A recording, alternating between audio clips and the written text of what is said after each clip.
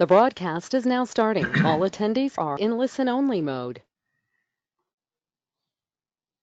बिस्मिल्लाहिर्रहमानिर्रहीम। सब साथियों को अस्सलाम वालेकुम। आज अल बयान क्लास का 12th सेशन है और इंशाअल्लाह हम जो कुछ अरबी आप लोगों ने अभी तक सीखी है उसकी रोशनी में आज सूरह अल फातिहा को पढ़ने की कोशिश करते हैं।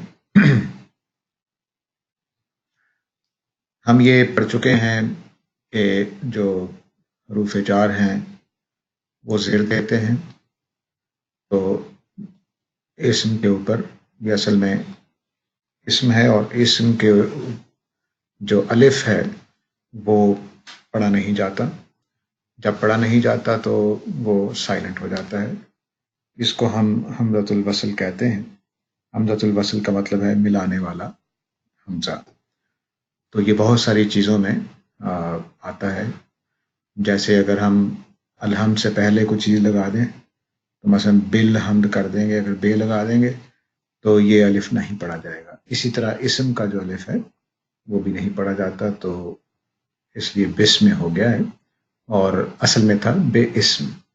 चूँकि अलिफ नहीं पढ़ा जाना तो इसलिए फिर वो बिस्म हो गया, तो लिखा भी नहीं गया और बे की वजह से इस्म के ऊपर ज़ेर आ गई है, तो बे लगने की वजह से ये अल्लाह का नाम इजाफत हो गई है और इजाफत की वजह से लफ्ज़ अल्लाह पर ज़ेर आ गई है। ठीक है, तो बिस्मिल्लाह, अल्लाह के नाम से। अब चूँकि अल्लाह ताला की सिफ़ात आ रही हैं दोनों, तो सिफ़त मौसूफ़ के बारे में हम पढ़ चुके हैं कि वो अपने 3-4 चीज़ों में अपने मौसूफ़ के मुताबिक होगा। मारिफा होने में तो दोनों सिफ़ात मारिफा है, चूँकि मौसूफ़ लफ्ज़ अल्लाह है तो इसलिए इन पर भी अलिफ लाम लगा हुआ है। ये वैसे ही मारिफा था लेकिन अलिफ लाम भी लगा हुआ है। मौसूफ़ पर ज़ेर लगी हुई है तो सिफ़ात पर भी ज़ेर लगी हुई है। ठीक है, मौसूफ़ वाहिद है तो सिफ़ात भी वाहिद है और मुज़क्कर है तो सिफ़ात भी मुज़क्कर है।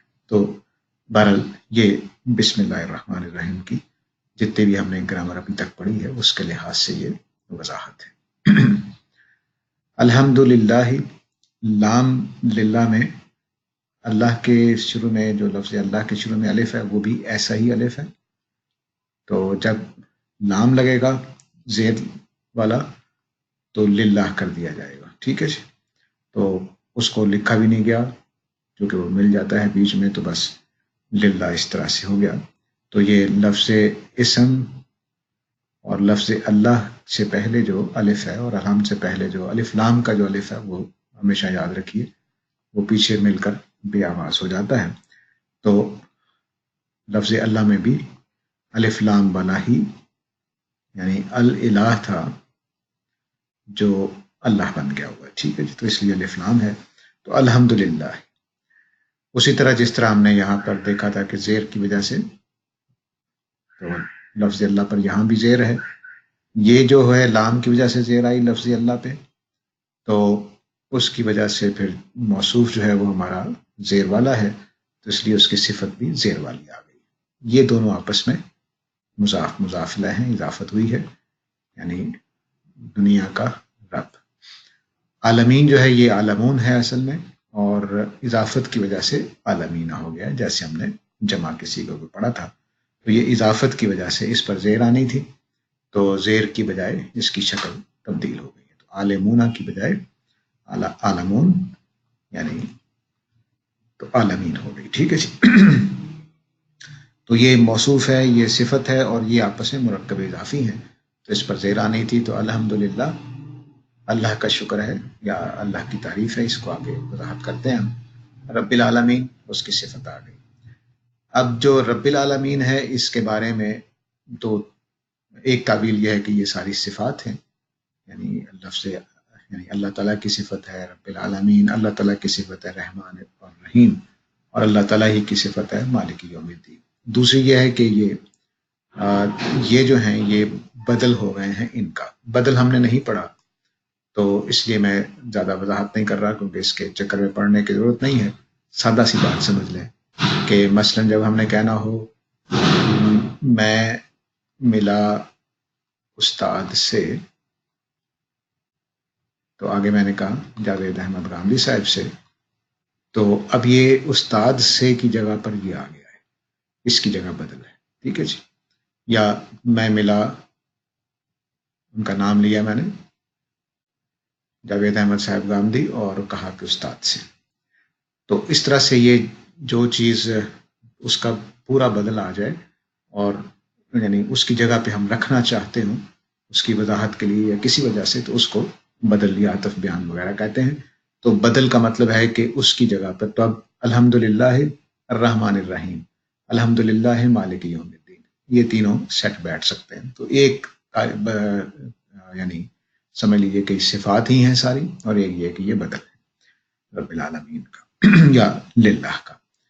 تو اب جو بھی ہو، بہرحال ہمیں اتنی سی بات ہے کہ رب کی صفت، اللہ کی صفت آ گئی ہے رب، اور اللہ ہی کی صفت آ گئی ہے رحمان اور رحیم، چونکہ لفظ اللہ پہ زیر ہے تو اس لیے ان سب صفات پہ رب پر بھی زیر ہے، رحمان پر بھی، رحیم پر بھی، اور مالک یوم الدین پر بھی، ٹھیک ہے جی۔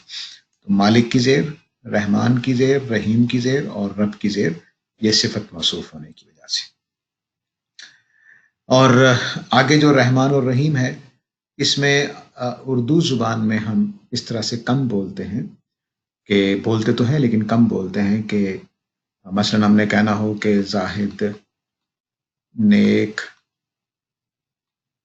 اور امیر آدمی ہے، ٹھیک ہے جی، تو ہم اور بیچ میں لے آتے ہیں، لیکن کبھی کبھی ہم اور کے بغیر بھی دو صفتیں اکٹھی کر دیتے ہیں، مثلا لمبا چوڑا آدمی، لمبی چوڑی کتاب، ٹھیک ہے جی۔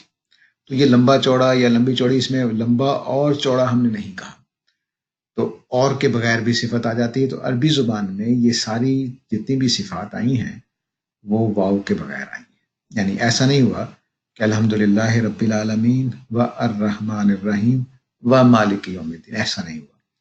تو یہ جو اس طرح کی صفات آتی ہیں، اس میں مولانا فراہی کا کہنا یہ ہے کہ وہ ایک ہی وقت میں اکٹھی مانی جائیں گی، جیسے لمبا چوڑا آدمی میں ہم نے اکٹھی ہی دونوں صفتیں مانی، کہ وہ لمبا اور چوڑا ایک ہی اکٹھا تصور دینے کے لیے۔ تو بہرحال یہ الحمدللہ رب العالمین الرحمن الرحیم مالک یوم الدین کی وضاحت ہو گئی۔ مالک یوم الدین یہ اضافت ہے دونوں جگہ پہ، یعنی مالک ہے دن کا اور دن ہے دین کا، یعنی فیصلے کا دن، فیصلے کا دن اور دن کا مالک، تو جو دو جگہ پہ اضافت دار اضافت ہو گئی ہے۔ مالک پر تو زیر آ گئی تھی صفت ہونے کی وجہ سے رب کی، یا للہ کی، یا رب کا بدل ہونے کی وجہ سے، اور مالک پر تو آ گئی، لیکن یہ یوم پر جو زیر آئی تھی یہ اضافت کی وجہ سے آئی، اور پھر جو دین پر زیر آئی یہ بھی اضافت کی وجہ سے آئی۔ آگے ہے ایا کا نام، جہاں پر ہمارے استاد کے اور مولانا اصلاحی کے تصور کے مطابق پیراگراف بنتا ہے، اور پیراگراف کا مطلب یہ ہوتا ہے کہ یہاں پہ مضمون میں شفٹ آیا ہے، یعنی ایک بڑی بات مکمل ہو گئی ہے، اب اگلی بڑی بات آنے والی۔ ایا کا جو ہے یہ کاف جو ہے وہ ضمیر مخاطب ہوتی ہے، ہم پڑھ چکے ہیں ان کو تم کے معنی میں، اور یہ اکیلی جب لائی جاتی ہے شروع میں تو اس کے ساتھ ایا لگا دیا جاتا ہے۔ غائب کی ضمیر بھی آ سکتی ہے، مخاطب کی بھی آ سکتی ہے، تو مثلا ایاہو لقیتو، میں اسی سے ملا تھا، ٹھیک ہے جی، ایاہو لقیتو۔ تو اب یہ جو ایاہو یا ایا کا، یہ ایا جو ہے یہ اکیلی جب ضمیر آتی ہے، مفعول والی حالت کی ضمیر، وہ اکیلی آ نہیں سکتی، ہوا تو اکیلا آ سکتا ہے، اور انتا بھی اکیلا آ سکتا ہے، لیکن انتا کی جو دوسری شکل ہے کا، یہ اکیلی نہیں آ سکتی، اس کے ساتھ پھر وہ ایا لگا دیتے ہیں، اور شروع میں جو ضمیر آنی ہے وہ ہم آگے چل کر دیکھیں گے کہ وہ کیوں آئی ہے۔ ایا کا تمہیں، یہ مفعول ہے، ٹھیک ہے جی، مفعول کی وجہ سے یہ زبر کی حالت میں ہے، اگرچہ کاف کے اوپر زبری آتی ہے ہمیشہ۔ نابدو یہ فعل ہے، و ایا کا اسی طرح سے یہ ایا کا ہے، نستعین یہ بھی برد ہے، تو یہ اس کا مفعول ہے، اور یہ اس کا مفعول ہے. ہم بندگی کرتے ہیں تیری، تو جس کی بندگی کی جا رہی ہے وہ تیرا ہے، تو اس کے لیے پھر یہ مفعول ہو گیا. اور نستعین میں بھی ہم مدد مانگتے ہیں تجھی سے، تو تجھی جو ہے وہ مفعول بہی ہو گیا. یہ دونوں ورب ہیں اور متکلم جمع کے ہیں ہم کے معنی میں. ہم مدد مانگتے ہیں، ہم عبادت کرتے ہیں. اہدنا، اہدی یہ فعل امر ہے، اور امر جو ہے وہ دعا کے لیے بھی استعمال ہوتا ہے. اس لیے جدید جو گرامیرین ہیں، نحوی لوگ جو ہیں، وہ امر کے صیغے کو امر کا نہیں کہتے بلکہ طلب کا کہتے ہیں. تو جس میں کوئی چیز ڈیمانڈ کی جائے، تو طلب میں دعا بھی ہوگی، طلب میں حکم بھی ہوگا، طلب میں وغیرہ ہوگا. تو اس طرح سے اہدنا، اہدی ہو گیا امر دعا کے لیے، سکھا ہدایت دے، نہ ہم کو، یہ مفعول ہو گیا. الصراط راستہ، یہ دوسرا مفعول ہو گیا. بعض ورب جو ہیں وہ دو مفعول لے لیتے ہیں، یعنی مجھے دکھائیے راستہ، تو راستہ بھی دکھانے کا کام کر رہا ہے اور مجھے اوپر بھی دکھانے کا کام ہو رہا ہے، تو مجھے دکھائیے راستہ، یہ دو مفعول ہو گئے. صراط اس وجہ سے منصوب ہے، اور نہ ضمیر ہے جو زبر اور زیر والی حالت میں آتی ہے. سکھا، دکھا ہمیں راستہ المستقیم، تو صراط چونکہ مفعول ہے تو اس کی صفت آگے مستقیم آئی ہے، تو وہ بھی زبر والی ہے. الف لام لگا ہوا دونوں پہ، دونوں واحد ہیں، دونوں مذکر ہیں. تو اہدنا الصراط المستقیم، تو ہمیں دکھا سیدھا راستہ. صراط الذین، راستہ ان لوگوں کا، الذین جنہوں نے، تو اب یہ اضافت ہو رہی ہے، الذین کی طرف اضافت ہوئی ہے، تو الذین پہ کوئی تبدیلی نہیں آتی سوائے اس کے کہ یہ اللہ زانے سے اللہ زینہ ہو گیا. یعنی بلکہ یہ ہر جگہ پہ ایسا ہی آتا ہے، اس لیے اس کو ایسے ہی مانے. تو صراط الذین، ان کا راستہ، یہ اضافت ہو گئی. انعمتا، تو نے انعام کیا، یہ ورب ہو گیا. علیہم، ان پر، یہ جار مجرور ہو گیا. ہم اور علا، یہ علا اور اس کے ساتھ ضمیر ہم. غیر المغضوب، انعمتا علیہم، علیہم چونکہ علا کی وجہ سے زیر والی تھی، جب اس کی صفت آئی تو وہ بھی زیر کے ساتھ آئی. غیر المغضوبی، اور غیر اپنے اگلے اسم سے اضافت ہوتی ہے. یہاں پر جو زیر ہے وہ اس ہم چونکہ زیر والی جگہ پہ ہے، علا کی وجہ سے اس پر زیر آنی چاہیے، تو اس لیے اس کا جو بھی آگے آیا ہے اس کی وجہ سے اس پر زیر آ گئی ہے. اور مغضوب جو ہے وہ اضافت کی وجہ سے زیر آ گئی، یعنی مغضوب کا غیر، مغضوب کا یعنی جو مغضوب نہ ہو اس کا. علیہم، مغضوب علیہم، یہ غضب علی جو ہوتا ہے، غضب علی اس کا مطلب ہوتا ہے پر ناراض ہونا. تو ورب کے بعد جو پریپوزیشن آتی ہے یہ وہ ہے. اور جب یہ بھی مشکل ہو جائے گا، تو جن پر کا مفہوم دینے کے لیے، تو ان کا راستہ جن پر تو نے انعام کیا. غیر المغضوب، مغضوب لوگوں کا راستہ نہیں. اب دوسرا طریقہ یہ ہو سکتا ہے کہ ہم اس کو اس کے ساتھ بھی اضافت مان لیں، تو اس پورے کا بدل بھی مان لیں، جیسا بدل ہم نے پڑھا ہے. صراط الذین انعمت علیہم، صراط غیر المغضوب علیہم. ٹھیک ہے جی. تو ان کا راستہ جن پر تیرا انعام ہوا، اور ان کا راستہ نہیں، ان کا راستہ جو غیر مغضوب ہیں، یعنی جن پر تیرا غضب نہیں ہوا، ان کا راستہ. ٹھیک ہے جی. تو دونوں ترجمے ممکن ہیں.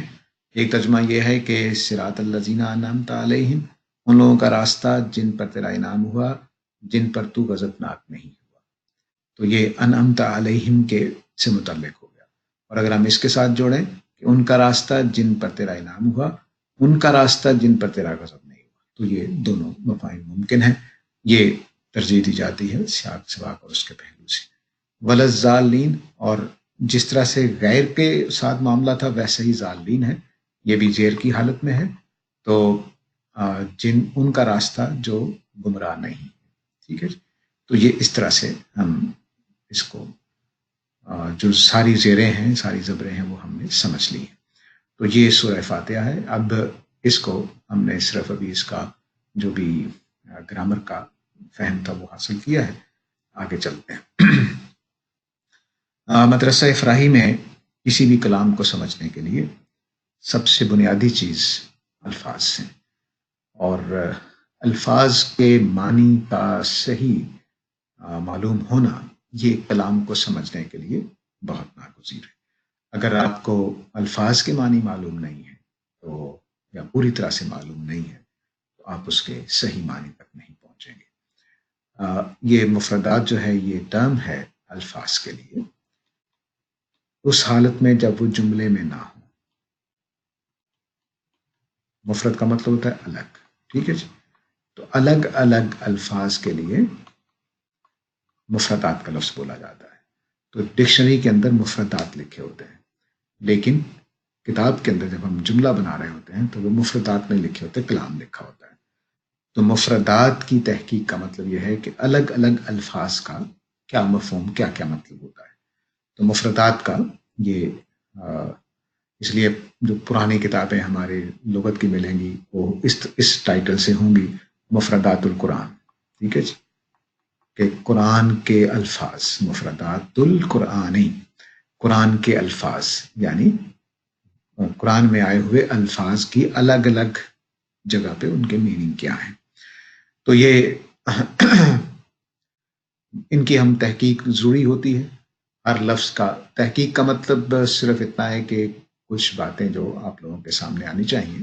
ہر لفظ کی تحقیق ضروری نہیں ہوتی ہے کیونکہ وہ زبان میں تواتر میں موجود ہوتی ہے، لیکن ہم جب سیکھنے کی جگہ پہ ہوتے ہیں تو ہمارے لیے ہر بات ایسا ہی ہوتی ہے کہ نہیں ہوتی ہے. اس لیے پھر مفردات کی تحقیق کا مطلب یہ بھی ہے کہ ہم ایک لفظ کی تحقیق کر رہے ہیں اور جو اس کے معروف معنی ہے اس پہ ہمیں اطمینان نہیں ہے، تو ہم مزید کلام کو دیکھ رہے ہیں ان کے، اور کلام کو دیکھتے ہوئے ہم ان کی اصل معنی تک کوشش کر رہے ہیں. تو تدبر قرآن میں اور البیان میں مفردات کی کچھ نئی تحقیقات یا نئے اس میں اضافے بھی ہیں، چونکہ مولانا فراہی کی کتاب بھی مفردات القرآن کے نام سے موجود ہے. انہوں نے بھی بعض الفاظ کے وہ پہلو جو اہل لغت نے فراموش کر دیے تھے اور اس کی وجہ سے قرآن کی تفسیر میں بھی وہ پہلو آ گئے، تو پھر انہوں نے اس پر باقاعدہ کام کیا. تو مفردات جو ہیں ان کے بارے میں کچھ چیزیں جاننی ضروری ہے. جو بے ہے اس کا ہم عام طور سے ترجمہ کرتے ہیں، کے ساتھ ترجمہ کرتے ہیں. جیسے ہم نے مثال پڑھی تھی کہ کلاس میں کہ کتبت بالقلم، میں نے قلم کے سے لکھا یا قلم کے ساتھ لکھا. کتبت بالقلم، میں نے قلم سے لکھا، قلم کے ذریعے سے لکھا، قلم کے ساتھ لکھا. ٹھیک ہے جی. تو یہ سارے مفہوم اس کے اندر موجود ہوتے ہیں، اور بھی بہت سارے ہیں. ایک نیا ہم یہاں پر دیکھنے جا رہے ہیں کہ ہم بھی اس کا ترجمہ یہی کرتے ہیں اللہ کے نام سے. تو اس سے کا مطلب کیا ہے؟ جب ہم کہتے ہیں اللہ کے نام سے، تو مثلا بھئی ہم کہتے ہیں اللہ کے نام پر مجھے خیرات دے دو، تو اس کا کیا مطلب ہے؟ مطلب یہ کہ اللہ کے نام پر، یعنی میں کوئی اور حوالے سے نہیں مانگ رہا، اللہ کے وجہ سے مانگ رہا ہوں، اور تم نہ یہ قرض ہوگا نہ یہ مجھے کوئی اس کے معاوضے میں کام کرنا ہے، بس اللہ کی خاطر تم مجھے دے دو. اسی طرح اللہ کے نام سے شروع کر رہا ہوں یا اللہ کے نام سے یہ کر دو، تو اس میں بھی یہی مفہوم ہوتا ہے. اب یہ سے جو ہے یہ کانٹیکسٹ میں معنی تبدیل کرے گا. مثلا میں اللہ کے نام سے خیرات کر رہا ہوں، یعنی میں ثواب کے لیے ایسا کر رہا ہوں. میں اللہ کے نام سے کام شروع کرنے لگا ہوں، یعنی اس کی برکت سے. تو اب سے کے دو مطلب آ گئے، یعنی ایک برکت کا مفہوم آ گیا اور ایک خاطر کا مفہوم آ گیا، یعنی اللہ کی خاطر. میں اللہ کے نام سے خرچ کر رہا ہوں، یعنی اللہ کی خاطر خرچ کر رہا ہوں، اس کی رضا کے لیے. تو اللہ کے نام سے آغاز ہے، یعنی سب سے پہلے میں نام اللہ کا لے رہا ہوں، تو سب سے پہلے کا مفہوم. ٹھیک ہے جی. اب یہ کئی پہلو ہم کانٹیکسٹ کے لحاظ سے بول رہے ہوتے ہیں. ایسا ہی بسم اللہ میں کانٹیکسٹ کے لحاظ سے بے کے معنی تبدیل ہو جاتے ہیں. ٹھیک ہے. تو اب استاد گرامی یہ کہتے ہیں کہ دراصل جو قرآن مجید میں بسم اللہ آیا ہے تو وہ سادہ اس مطلب میں نہیں ہے، نہ برکت کے لیے ہے، نہ خاطر کے لیے ہے، نہ پہلے اللہ کا نام لینے کے معنی میں ہے، بلکہ ہے اقراہ علی الناس باسم اللہ. آپ قرآن ہو سے مراد قرآن ہے، آپ قرآن کو پڑھ کر سنائیے لوگوں کو اللہ کے نام سے. ٹھیک ہے، اب اس کے وہ معنی بتاتے ہیں. کہتے ہیں کہ اس کا مفہوم اس عربیت کی روح سے مقدر ہے. یعنی ہم جب سادہ ترجمہ کر رہے ہیں بسم اللہ کا اللہ کے نام سے، تو اس میں شروع کا لفظ ہم لگا دیتے ہیں، حالانکہ بسم اللہ میں شروع کے لیے کوئی لفظ نہیں ہے. بسم اللہ الرحمن الرحیم میں شروع کرنے کا کوئی مفہوم نہیں ہے. تو ہم کانٹیکسٹ سے خود ایک مطلب نکالتے ہیں کہ شروع کرنے کے لیے، کیونکہ ہم کھانے سے پہلے پڑھ رہے ہیں یا کام کرنے سے پہلے بسم اللہ پڑھ رہے ہیں، تو ہم خود بخود اس کانٹیکسٹ کی وجہ سے اس میں شروع کا مفہوم ڈالتے ہیں. میں اللہ کے نام سے شروع کر رہا ہوں. تو قرآن مجید جب نبی صلی اللہ علیہ وسلم نے لوگوں کو سنایا تو وہاں یہ مطلب نہیں تھا کہ میں اللہ کے نام سے شروع کر رہا ہوں. استاد کہہ رہے ہیں میں اللہ کے نام سے تمہیں سنا رہا ہوں، یعنی خدا کے ریفرنس سے سنا رہا ہوں. تو یعنی اللہ رحمان و رحیم کے نام سے یہ قرآن لوگوں کو پڑھ کر سناؤ اے پیغمبر. تو صحیح ترجمہ بسم اللہ کا یہ ہوگا قرآن مجید میں جب نبی صلی اللہ علیہ وسلم بول رہے تھے. چنانچہ اس لحاظ سے دیکھیں تو اس میں بے گویا سند کے مفہوم میں، یعنی سرٹیفیکیشن کے مفہوم میں، کہ قرآن مجید کی یہ آیت میں اللہ کے نام سے پڑھ کے سنا رہا ہوں، یعنی اللہ کی طرف سے اس کے ریفرنس سے سنا رہا ہوں. تو گویا اس کے ساتھ اللہ کا یہ سورہ سرٹیفائیڈ ہے خدا کی طرف سے. اور یہ قرآن مجید اور نبی صلی اللہ علیہ وسلم سے متعلق تورات کی اس پیشین گوئی کا ظہور ہے، جس میں بتایا گیا ہے کہ آپ خدا کا کلام خود اسی کے نام سے لوگوں کے سامنے پیش کریں. تو بسم اللہ کو قرآن مجید میں دو مقصد سے رکھا گیا. ایک یہ کہ آپ لوگوں کو پڑھ کر سنائیں گے اللہ کے نام سے، یعنی خدا کی سرٹیفائیڈ کلام کے طور پر.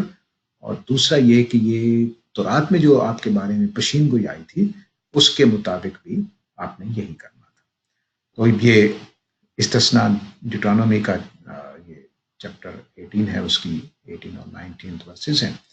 میں ان کے لیے انہی کے بھائیوں میں سے تیری مانند ایک نبی برپا کروں گا. حضرت موسیٰ کو کہا جا رہا ہے کہ میں انہی کے بھائیوں میں سے، یعنی یہود کے بھائیوں میں سے تیری مانند، یعنی حضرت موسیٰ کی مانند ایک نبی برپا کروں گا.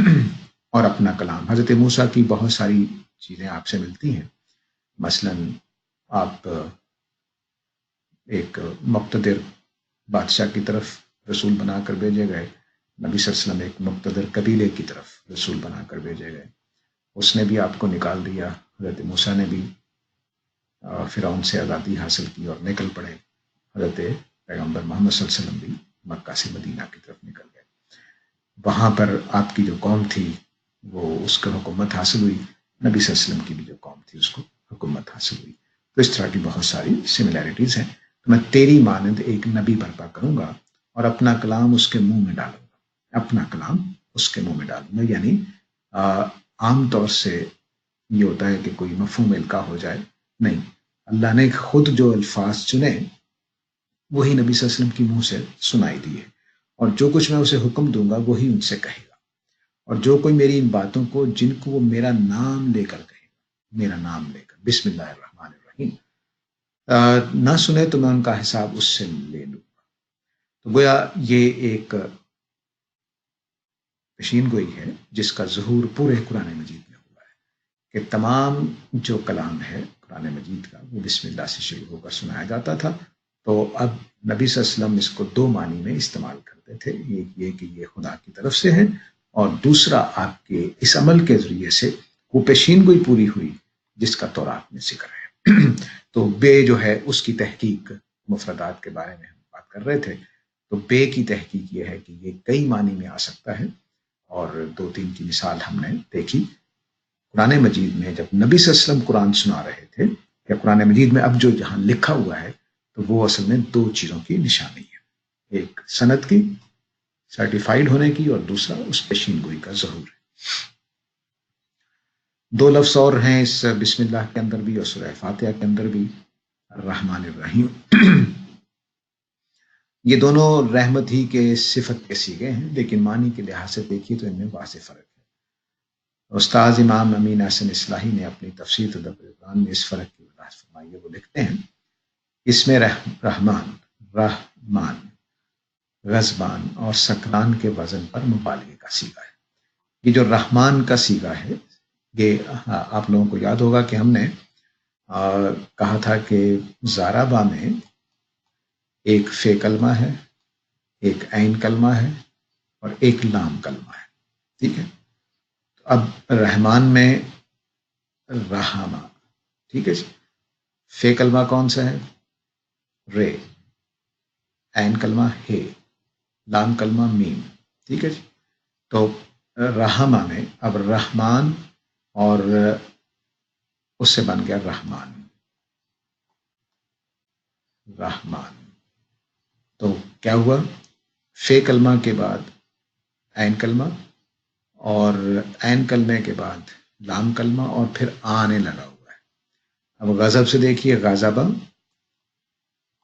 غضبہ وہ غضبناک ہوا، وہ غصے ہوا، تو غضبہ میں غضبان کر دیا، تو غضبان۔ اب رحمان کے جو عین کلمہ ہے اس پر جزم ہے، تو اس کے بھی عین کلمہ پر جزم ہے، ٹھیک ہے جی۔ تو اب جو جتنے بھی الفاظ اس سٹرکچر کے ہوں گے کہ تینوں کلمات کے بعد آنے لگا ہوا ہے اور عین کلمہ پر جزم ہے اور فے کلمہ پر زبر ہے، غضبان، سکران، تو یہ اس کو ہم وزن کہتے ہیں۔ تو سکران اور غضبان کا وزن کیا ہے؟ فعلان۔ تو اب ہم نے فعلان، وہی یعنی رحمان کے فے کلمہ کی جگہ رے کی جگہ فے رکھ دیا، ہے کی جگہ میم عین رکھ دیا اور میم کی جگہ لام رکھ دیا، تو فعلان۔ تو فعلان جو ہے یہ کیا بن گیا؟ یہ صیغہ بن گیا، یہ وزن نکل آیا۔ تو یہ اس وزن پر جتنے بھی الفاظ آتے ہیں مبالغے کا مفہوم ہوتا ہے۔ اور اسم رحیم، اسم رحیم جو ہے وہ علیم اور کریم کے وزن پر صفت کا صیغہ ہے۔ کریم، علیم، تو وہی جیسے ہم نے رحیم میں بنایا فے کلمہ، عین کلمہ، ٹھیک ہے جی، پھر یہ آ گیا ہے اور پھر لام کلمہ، تو کیا بن رہا ہے؟ فعیل۔ فعیل بھی ایک وزن ہے صفت کا، اس کے اوپر ایڈجیکٹیو بنتے ہیں، فعیل۔ تو رحیم، علیم، کریم کا وزن فعیل ہے۔ تو فعیل کے وزن پر آنے والے صفتیں جو ہیں وہ معنی مختلف رکھتی ہیں۔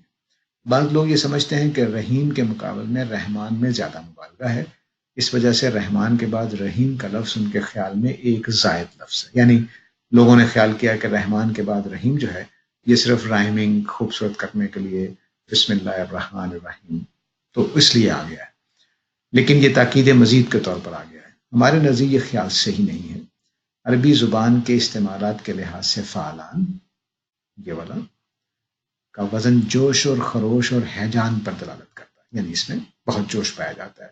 اور فعیل کا وزن دوام اور استمرار اور پائیداری اور استواری کے لیے، یعنی فعیل یہ والا وزن اس میں کیا ہے؟ دوام ہے، یعنی ہمیشہ، اور استمرار ہے، یعنی ایک چیز کا چلتے رہنا، اور پائیداری یعنی ختم نہ ہونا، اور استواری یعنی درست رہنا، ہر وقت انٹیکٹ رہنا، یہ اس کے فعیل کے اندر معنی ہوتے ہیں۔ تو مثلا غضیب اگر آ جائے غضب سے، تو غضیب کا مطلب کیا ہوگا؟ کہ وہ آدمی جس کا غضب کبھی ختم نہیں ہوتا، اور غضبان کا مطلب ہوگا وہ آدمی جو غصے میں پھوٹا پھٹ رہا ہے، یعنی پھٹا پڑ رہا ہے غصے سے، اس کا غصہ پرجوش ہے۔ یہی معاملہ رحمان اور رحیم کا ہے۔ تو رحمان کا مطلب ہے بہت جوش والا رحمت میں، اور رحیم کا مطلب کہ بہت مستقل مزاج رحمت کے اندر، اس کی نہ رحمت میں کمی آتی ہے، نہ وہ کہیں وقفے آتے ہیں اس میں، نہ اس کی پائیداری کو کوئی نقصان ہوتا ہے، تو پائیدار مستقل مزاج رحیم ہے۔ تو یہ رحمان اور رحیم کے معنی ہیں۔ یہ مفردات کی تحقیق میں ہم نے دوسرا لفظ سیکھا ہے۔ تیسری چیز جو ہے وہ الحمدللہ کی پورا فریز ہے، الحمدللہ، اللہ کے لیے حمد ہے، اور اصل میں لفظ الحمد استعمال ہوا ہے۔ عربی زبان میں یہ کسی کی خوبیوں اور کمالات کے اعتراف کے لیے بولا جاتا ہے، یعنی جب ہم کہیں کہ حمد، تو اردو میں ہم استعمال کرتے ہیں اللہ تعالیٰ کی تعریف کرنے کی جو شاعری ہوتی ہے اس کو ہم حمد کہتے ہیں، اور نعت اس کو کہتے ہیں جس میں نبی صلی اللہ علیہ وسلم کی تعریف ہوتی ہے. ٹھیک ہے جی. تو بالکل ایسا ہی حمد کے اندر کسی کی علامہ اقبال نے استعمال کیا ہے کہ خوگر حمد سے تھوڑا سا گلہ بھی سن لے، کہ اے اللہ ہم تیری تعریف کرتے رہتے ہیں، ہم عادی ہیں، خوگر ہیں تیری حمد کے، تو اب ہم سے خوگر حمد سے، ہم جو حمد کرنے کے عادی ہیں ان سے تھوڑا سا گلہ بھی سن لے. ٹھیک ہے جی. تو یہ ہم جو ہے وہ تعریف کرنے کے معنی میں، کمالات کے اعتراف کے معنی میں، خوبیوں کو کے اعتراف کے لیے، پھر ان خوبیوں اور کمالات کا فیض اگر حمد کرنے والے کو بھی پہنچ رہا، فیض پہنچ رہا. ٹھیک ہے. مثلا میں آپ کی تعریف کروں کہ بڑے شاندار آدمی ہیں، لیکن جیسے ہی آپ میرے کچھ چیزیں دینے لگ جائیں، کوئی تحفے تحائف، میں معذرت چاہتا ہوں، مانگنا نہیں چاہ رہا، میں صرف وضاحت کر رہا ہوں، تو اگر آپ کا فیض مجھ تک پہنچنے لگے تو پھر اس شکریہ کا مفہوم بھی آ جائے گا. خالی میں تعریف نہیں کروں گا بلکہ شکریہ بھی ادا کروں گا. تو اگر کمالات کا فیض اگر حمد کرنے والے کو پہنچ رہا ہو تو اس میں شکر کا مفہوم آپ سے آپ شامل ہو جاتا ہے. جب میں اب آپ کو جب تحفہ ملنے پر میں کہوں کہ آپ بڑے اچھے آدمی ہیں، تو اس کا مطلب کیا ہوا کہ میں آپ کی خالی تعریف نہیں کر رہا بلکہ شکریہ کی جگہ پر یہ لفظ بول رہا ہوں، شکریہ ادا کرنے کے لیے یہ لفظ بول رہا ہوں. تو آپ سے آپ اس کے اندر شکریہ کا مفہوم شامل ہو گیا. یہ استاد کے الفاظ ہیں. چنانچہ وقالوا الحمد للہ الذی ہدانا لہذا وما کنا لنہتدی، یہ قرآن کے جو الفاظ ہیں سورہ 7 کے اندر، آراف کے اندر، اس میں یہ الفاظ ہیں کہ اللہ کا شکر ہے جس نے ہمیں اس چیز کی ہدایت دی. وآخر دعواہم ان الحمد للہ، جنت میں بیان کیا گیا ہے کہ باتیں کرنے کے بعد، کھانے پینے کے بعد کہا کریں گے شکر ہے الحمد للہ رب العالمین. اور الحمد للہ الذی وہب لی علی الکبر اسماعیل، حضرت ابراہیم کی دعا ہے کہ اللہ کا شکر ہے جس نے مجھے بڑھاپے میں اسماعیل عطا کیا اور اسحاق عطا کیا. تو اس طرح سے یہ ان موقعوں پر استعمال ہوتا ہے جب فیض پہنچا اور اس فیض پہ ہم نے الحمد کہا. تو ان آیتوں میں اس کے نظائر سے واضح ہوتا ہے کہ الحمدللہ کی ترکیب میں یہ بالعموم اسی مفہوم کو ادا کرنے کے لیے استعمال ہوتا ہے جسے ہم شکر سے ادا کرتے ہیں.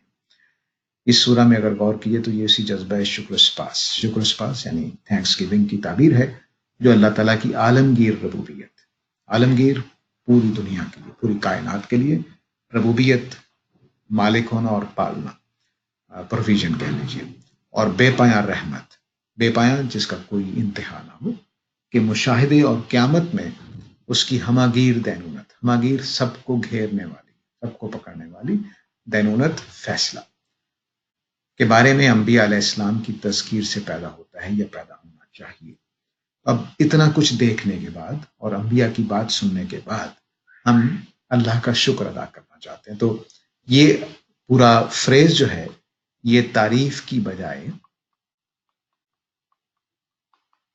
مولانا اصلاحی اور غامدی صاحب کی تحقیق یہ ہے کہ تعریف کے بجائے یہ شکر کے لیے زیادہ موضوع ہے.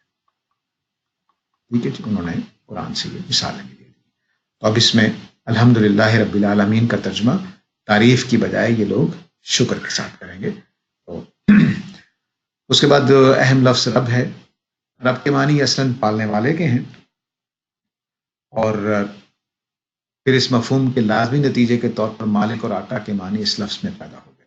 جس طرح وہاں تھا کہ شکریہ جب میں نے تعریف کی آپ کی، ویسے جب تک مجھ تک آپ کا کوئی فائدہ نہیں پہنچا تھا تو وہ صرف تعریف تھی، لیکن جیسے ہی آپ نے مجھے تحفہ دیا اور تب میں نے کہا یہ آپ بڑے اچھے آدمی ہیں، تو اس کا مطلب کیا ہوا کہ میں شکریہ ادا کرنا چاہتا ہوں. وہاں یہ مفہوم آیا تھا. یہاں اب یہ ہوتا ہے کہ پالنے والا، مثلاً آپ مجھے روزانہ کھانا کھلا رہے ہوں، پالا پوسا آپ نے ہو، گھر مجھے آپ نے لے کر دیا ہو، جاب میں جو بھی نوکری ہے وہ بھی آپ نے مجھے لے کر دی ہو، بلکہ کھانا پینا سب کچھ آپ، تو پھر میں آپ کا کیا ہوا؟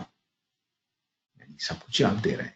تو اس وجہ سے یہ جو وہی پہلا جذبہ جو ہے اسی طرح کا ایک جذبہ پیدا ہوتا ہے. جب سب کچھ آپ نے میرے اس گوشت پوست میں ہر چیز آپ کے کمائی سے بنی ہے تو پھر میں آپ ہی کا ہوا نا، تو آپ میرے مالک ہو گئے. تو اس طرح سے خدا کے ساتھ ہمارا رب ہونے کا جو رشتہ ہے اس کے اندر آپ سے آپ مالک اور آقا ہونے کے معنی پیدا ہو جاتے ہیں. تو رب کے اندر پالنے والے سے زیادہ، یعنی اس کے مقابلے میں زیادہ آقا کا مفہوم ہے. ٹھیک ہے جی. تو اور اردو کے پروردگار کی طرح، جیسے اردو میں پروردگار کا لفظ ہے، ایسا غلبہ حاصل کر لیا کہ پرورش کرنے والے کے معنی عربی میں اب استعمال باقی نہیں رہا. اسی وجہ سے آپ دیکھیں گے رب حاضل بیت، اب بیت کو تو پالنے والا کوئی نہیں ہوتا نا، تو رب حاضل بیت اس گھر کا مالک، تو مالک کا مفہوم آ گیا. ٹھیک ہو گیا جی.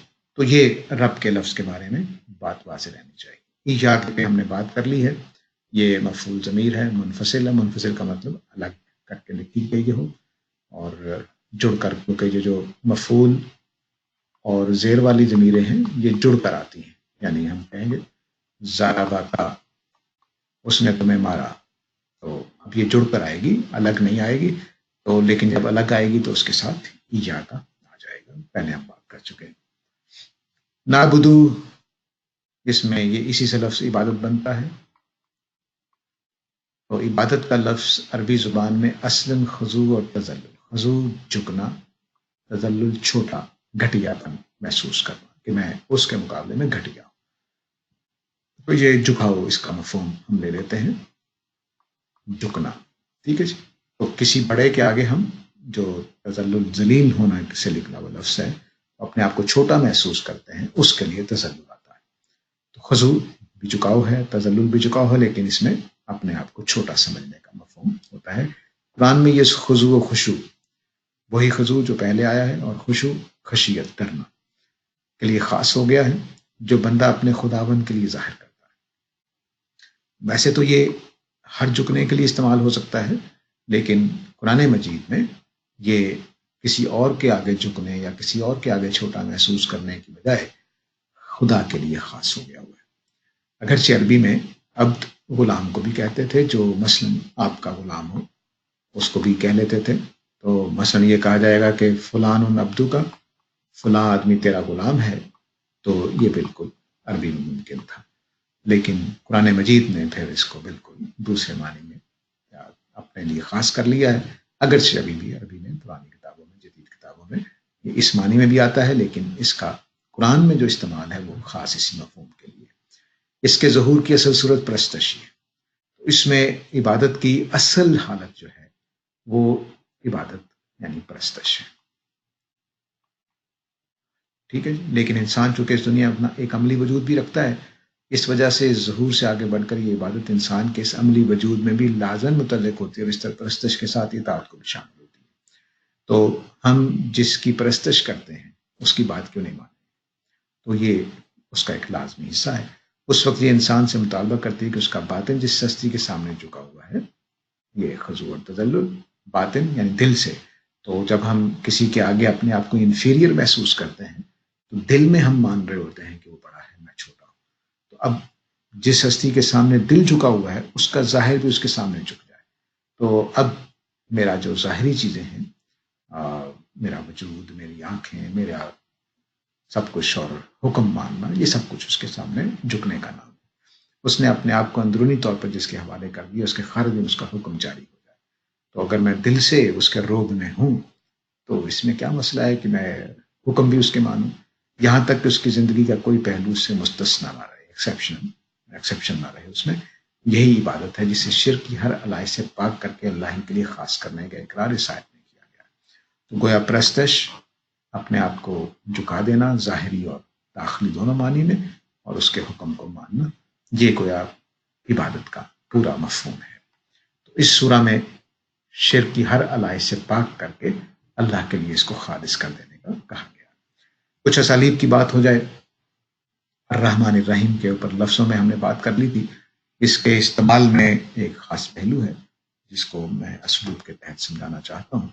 دونوں صفتوں میں سے کوئی صفت بھی برائے بیت نہیں ہے. برائے بیت یعنی بس جیسے شعر میں شعری ضرورت کے لیے آ جاتی ہے، بیت کا مطلب شعر ہوتا ہے، جو شاعری میں ہوتا ہے. تو اس میں بعض اوقات ہم ایسے الفاظ لے آتے ہیں جو وزن پورا کرنے کے لیے یا شعر کی جو رائمنگ ہے اس کو پورا کرنے کے لیے یا شعر میں خاص کیفیت پیدا کرنے کے لیے لے آتے ہیں. اس کا معنی سے اتنا زیادہ تعلق نہیں ہوتا. تو یہ کہہ رہے ہیں کہ دونوں صفتوں میں یعنی نہ رحمان نہ رحیم صرف کوئی شعری پوئٹک نیڈ کے لیے نہیں رکھا گیا، بلکہ ان میں سے ایک خدا کی رحمت کے جوش و خروش کو ظاہر کر رہی ہے اور دوسری اس کے دوام اور تسلسل. غور کیجیے تو معلوم ہوگا کہ خدا کی رحمت اس خلق پر ہے بھی اسی نوعیت سے. اس میں جوش ہی جوش نہیں ہے بلکہ پائیداری اور استقلال بھی ہے. اس نے یہ نہیں کیا کہ اپنی رحمانیت کے جوش میں دنیا پیدا تو کر ڈالی ہو، لیکن پیدا کر کے پھر اس کی خبر گیری اور نگہداشت سے غافل ہو گئے. جو جوش آیا بنا دیا پھر سو گئے، ایسا نہیں ہوا، بلکہ بنانے کے بعد بھی اس کی پوری نگہداری ہو رہی ہے، بلکہ اس کے پیدا کرنے کے بعد وہ اپنی پوری شان رحمیت کے ساتھ اس کی پرورش اور نگہداشت بھی فرما رہا ہے.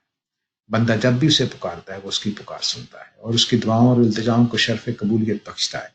پھر اس کی رحمتیں اسی چند روزہ زندگی تک ہی محدود نہیں ہیں، بلکہ جو لوگ اس کے بتائے ہوئے راستے پر چلتے رہیں گے ان پر اس کی رحمت ایک ایسی ابدی اور لازوال زندگی میں بھی ہوگی جو کبھی ختم ہونے والی نہیں ہے. تو دنیا میں بھی رحیم ہے وہ، آخرت میں بھی رحیم ہے. دنیا کا آغاز کرتے ہوئے وہ رحمان تھا اور اس کا رحمان ہونا مسلسل چل رہا ہے. غور کیجیے تو معلوم ہوگا کہ یہ ساری حقیقت اس وقت تک ظاہر نہیں ہو سکتی تھی جب تک یہ دونوں لفظ مل کر اس کو ظاہر نہ کریں. تو بعض اوقات ہم کیا کرتے ہیں کہ ایک لفظ میں، ایک عربی زبان کے اس لفظ میں رحمان میں دوام کے معنی نہیں تھے کہ صرف جوش کے معنی تھے، لیکن اللہ تعالیٰ کی رحمت تو صرف جوش والی نہیں ہے نا، وہ تو دائمی بھی ہے. تو اس لیے پھر دو لفظ اکٹھے بول کر ایک لفظ کی جو درمانی نہیں تھے وہ دوسرے لفظ سے لا کر اس کو ایک پیر بنا کر ایک خوبصورت مکمل بات بنا دی گئی. تو رحمان اور رحیم اب ایک مکمل تصور ہے کہ اللہ تعالیٰ پرجوش رحمت والے، مسلسل پرجوش رحمت والے ہیں، یا ان کی رحمت پرجوش بھی ہے اور مسلسل بھی ہے. ٹھیک ہو گیا جی. یہ اس اسلوب کی وجہ سے دو لفظوں کو ملا کر ہم نے کر دیا. مثلا ہم اردو میں بولتے ہیں گورا چٹا، تو ہوا کیا ہمیں کہ یہ ہم نے کیوں بولا؟ کیونکہ گورا سے ایک نارمل سا گورا بھی پہنچ رہا تھا، چٹا بول کے ہم نے اس کو مزید کر دیا کہ نہیں اس میں کوئی عیب نہیں ہے گورے ہونے کے اعتبار سے. تو یہ مفہوم جو ہے یہ ہم جب دینا چاہتے ہیں تو عربی زبان میں رحمان اور رحیم سے اس کو دے دیا گیا کہ رحمان کے اندر جوش پھوٹا پڑ رہا ہے جوش سے، اور جس میں جوش ہوتا ہے وہ 5 منٹ بعد ختم بھی ہو سکتا ہے، لیکن رحیم نے بتایا کہ نہیں وہ ختم ہونے والا نہیں. تو یہ ایک لفظ کے اندر جو پہلو نہیں تھا دوسرے لفظ نے اس کو لا کر ایک پیر بنایا اور دونوں نے ایک مکمل بات کر دی. تو یہ اسلوب کی بات ہے. ایاک نعبدو اور ایاک نستعین میں ایاک پہلے لایا گیا ہے، تو مفعول پہلے آ گیا جیسے ہم بات کر چکے ہیں. تو اس میں اختصاص کا مقصد ہوتا ہے. جب بھی مفعول کو پہلے لایا جائے گا بہت سارے مقاصد ہو سکتے ہیں، اس میں خاص کرنے کا پہلو بھی ہو سکتا ہے کہ ہم خاص تیری ہی عبادت کریں گے باقی سب کچھ چھوڑ کر. اس طرح کی مثالیں یہ بھی ہیں. افا غیر اللہ تامرونی اعبدو، کیا اللہ کے علاوہ تم مجھے حکم دیتے ہو کہ میں بندگی کروں؟ اس میں بھی غیر اللہ کو نمایاں کیا ہے کہ کیا تم باقی سب کو چھوڑ کر ان کی بات کر رہے ہو. قل غیر اللہ ابغی ربن، کیا ان سے کہو کہ کیا میں اپنے رب کے، اللہ کے علاوہ کسی اور کو رب تلاش کروں، یعنی خدا کو چھوڑ کر غیر اللہ کی طرف چلا جاؤں؟ یہ نہیں ہو سکتا. چنانچہ اس میں صرف اتنی بات نہیں ہے کہ ہم تیری عبادت کرتے ہیں، بلکہ پورے زور کے ساتھ اس بات کا اقرار کیا گیا کہ ہم تیری ہی عبادت کرتے اور تجھی سے مدد مانگتے ہیں. یہ پہلی بات جو ہے یہ زمخشری کی ہے عربی میں، اور نیچے جو ہے وہ استاد گرامی کی ہے. اس سے اعتراف و اقرار کے بعد ظاہر ہے کہ نہ بندے کے پاس کسی کو دینے کے لیے کچھ رہا اور نہ کسی سے کچھ مانگنے کی کوئی گنجائش اس کے لیے باقی رہی. چنانچہ خاص عبادت کے معاملے میں بھی اور زندگی کے دوسرے معاملات میں بھی وہ اللہ سے مدد کی درخواست کرتا ہے. یعنی اگر میں نے بندگی کی توفیق مانگنی ہے تو وہ بھی اللہ سے، اور باقی چیزیں جو مانگنی ہے کھانا پینا کپڑے لتا یہ بھی، وہ سب کے ساتھ ہمیں خدا سے مانگنی ہے. صراط المستقیم میں جو اسلوب استعمال ہوا ہے وہ الف لام کی پہلو سے ہے. ان میں الف لام عہد کا ہے. یہ جو جملہ ہے یہ استاد کا ہے. البیان میں، ان میں الف لام عہد کا ہے. یہ جو الف لام ہے یہ عہد کا. عہد کا جو لفظ ہے یہ بار بار آتا رہے گا البیان میں الف لام کے بارے میں.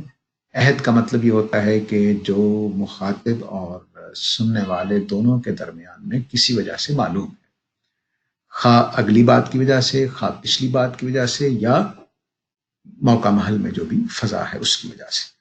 تو ان میں الف لام عہد کا ہے، یعنی وہ سیدھی راہ جس کی وضاحت آگے کی آیت میں کی گئی. یہاں یہ اگلی آیت میں ہونے کی وجہ سے الف لام عہد کا آ گیا ہے. صراط الذین انعمت علیہم میں یعنی ان لوگوں کی راہ جنہیں تو نے اپنی ہدایت سے نوازا اور انہیں پورے دل اور پوری جان کے ساتھ اس سے اس طرح قبول کیا کہ تیری نعمت ہر لحاظ سے ان پر پوری ہو گئی. یہ انعمت علیہم میں جو جملہ بولا گیا ہے کہ وہ مکمل کے معنی میں ہے. انعمت مکمل نعمت کے معنی میں ہے. یہ پہلے بھی میں شاید ان کلاسز میں بات کر چکا ہوں کہ عربی زبان میں فعل کئی درجات ہیں، یعنی آغاز سے مکمل، مکمل سے انجام تک پہنچانا، یہ سارے معنی اس کے اندر ہو سکتے ہیں. جیسے قتل، اس نے قتل کرنے کا آغاز کیا، اس کے لیے بھی آ جائے گا.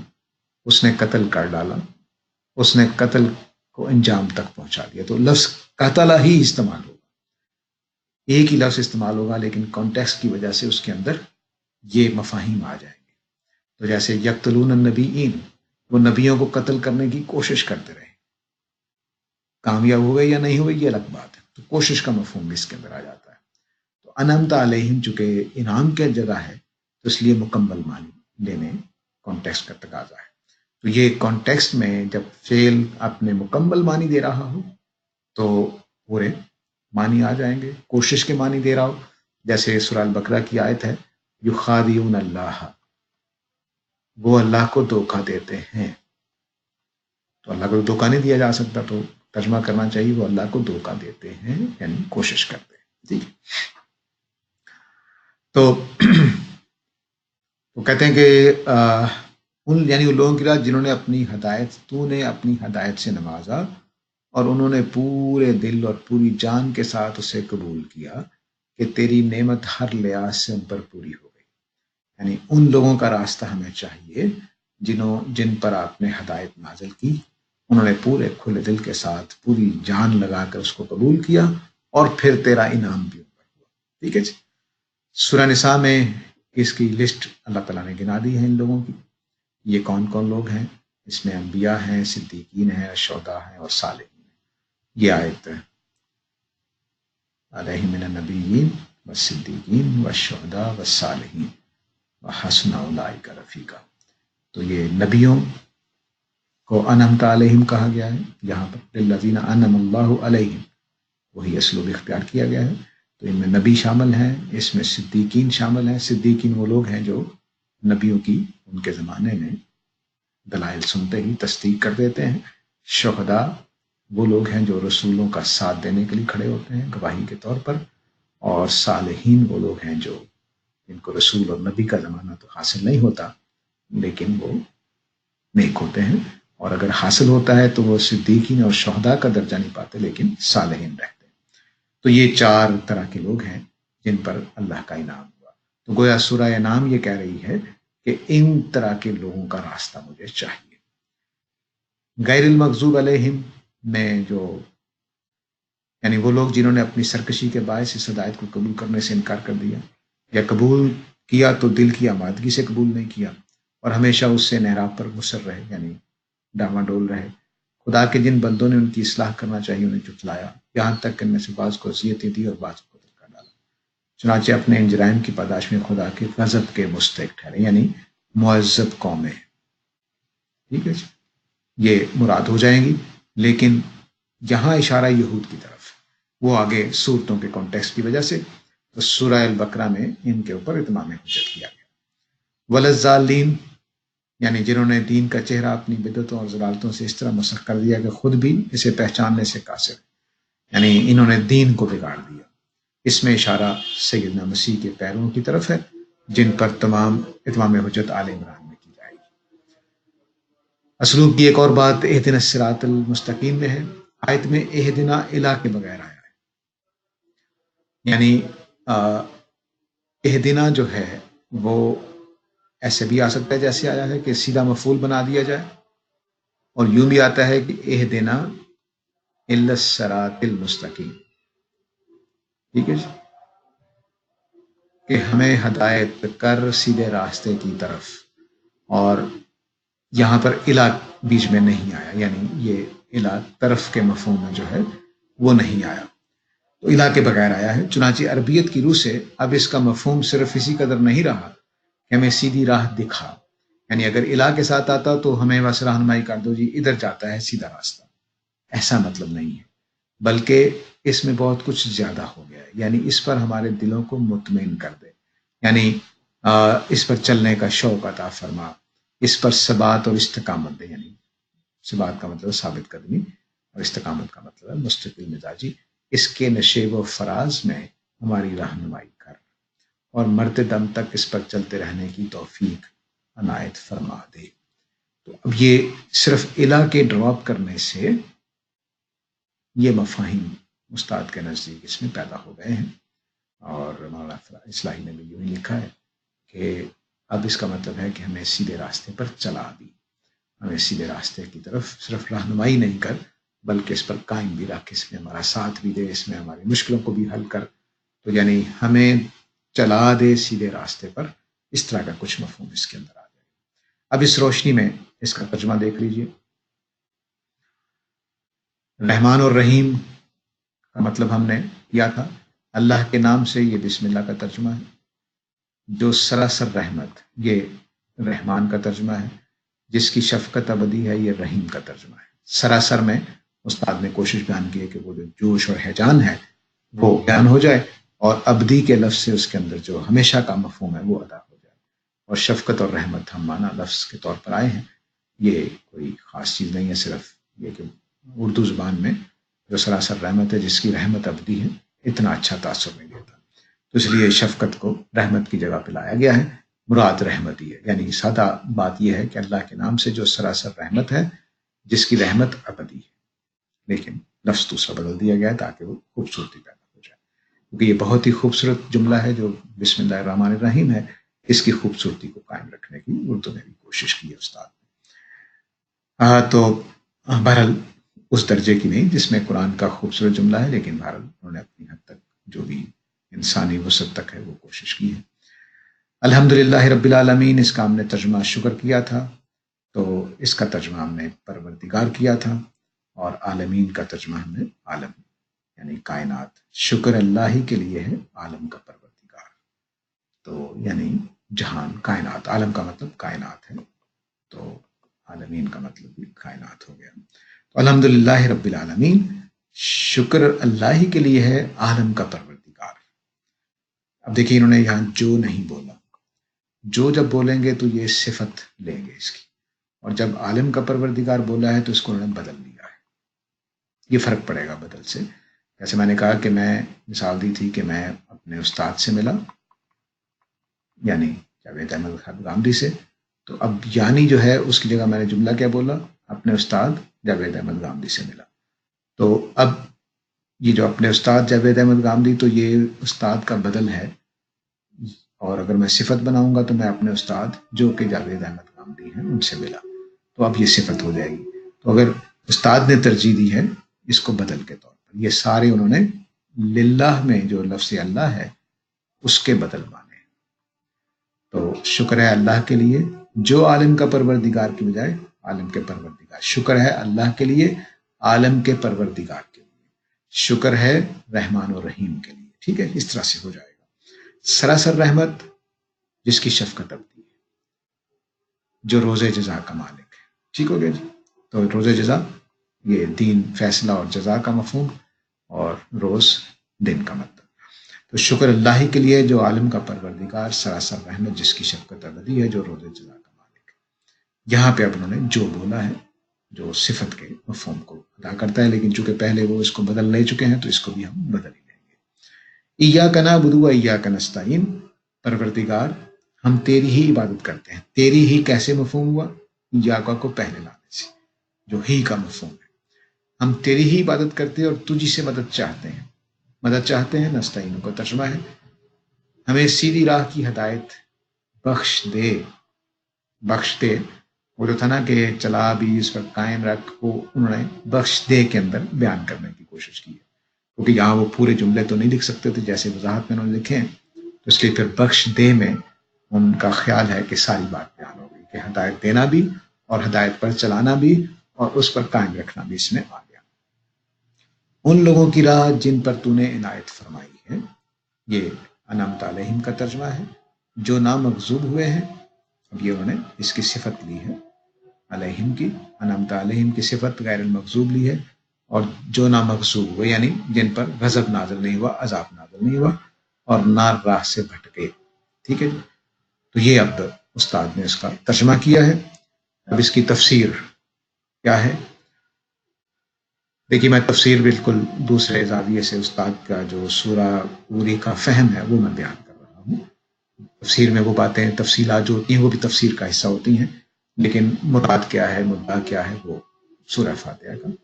اپنے مضمون کے لحاظ سے یہ سورہ پروردگار عالم کے حضور میں اس سیدھی راہ کے لیے ہدایت کی دعا ہے. اپنے مضمون کے لحاظ سے یہ سورہ پروردگار عالم کے حضور میں اس سیدھی راہ کے لیے ہدایت کی دعا ہے جو زمانہ بعثت نبی میں ہر سلیم الفطرت انسان کی تمنا تھی. یعنی نبی صلی اللہ علیہ وسلم کا دور ایسا تھا کہ اس میں ہر سلیم الفطرت آدمی کہہ رہا تھا کہ ہدایت کوئی خدا کی طرف سے آنی چاہیے. یہود و نصارہ نے اپنے انحرافات اور ضلالتوں سے دین کا چہرہ جس طرح بری طرح بگاڑ دیا تھا، اس کے بعد اس راہ کی ہدایت گویا ہر دل کی صدا تھی. یعنی یہود و نصارہ نے اپنے انحرافات اور گمراہیوں سے دین کا چہرہ بگاڑ دیا تھا. قرآن مجید چونکہ اب محفوظ ہے، اس میں چہرہ بگاڑنے کا دین کا امکان نہیں رہا، تو اس لیے اب نبوت بھی ختم کر دی گئی. تو اس لیے اب اگر کسی سلیم الفطرت انسان کے دل میں تمنا ہے تو اس کا جواب قرآن کی صورت میں موجود ہے. ٹھیک ہے. تو اس کے بعد اس راہ کی ہدایت کو ہر دل کی صدا تھی، جسے اللہ تعالیٰ نے اس سورہ کے بے مثل اور لافانی الفاظ میں اپنے پیغمبر کی زبان پر جاری کر دیا. بات کا مطلب یہ ہے کہ صحابہ ایمان سے پہلے، نبی صلی اللہ علیہ وسلم نبوت سے پہلے، اور بھی لوگ جو نبی صلی اللہ علیہ وسلم کے زمانے میں تھے یا یعنی انہوں نے نبوت کا زمانہ دیکھا یا ان سے پہلے فوت ہو گئے، ان کے دلوں میں یہ تمنا تھی کہ اللہ کی طرف سے ہدایت آئے. اس تمنا کو اللہ تعالیٰ نے اس دعا میں تبدیل کر دیا. تھوڑی دیر آزان سن لیں.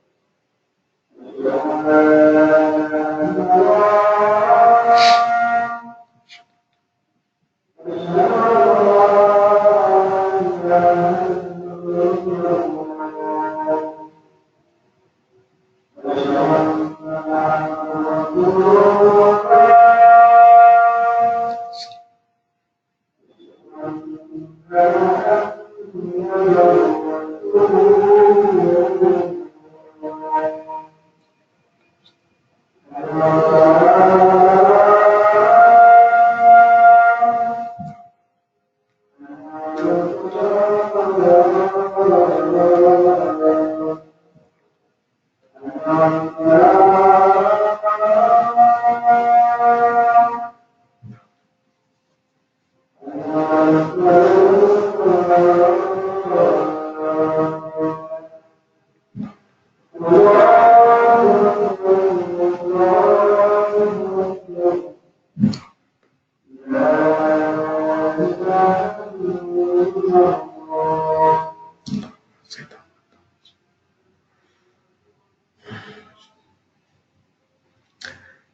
میں یہ عرض کر رہا تھا جی کہ قرآن مجید میں سورہ فاتحہ میں یہ جو اس زمانے میں سب لوگوں کے دل کی تمنا تھی اس کو اللہ تعالیٰ نے استاد کے نزدیک اپنے شاندار الفاظ میں ایک دعا کی شکل دے دی. تورات اور انجیل کے بعد آنسو افلاک سے. اب اس کے لیے تو دلیل کی ضرورت نہیں ہے، جو یہاں بات کہی گئی ہے کہ چونکہ اسلوب دعا کا ہے، اہدنا الصراط المستقیم سے واضح ہے.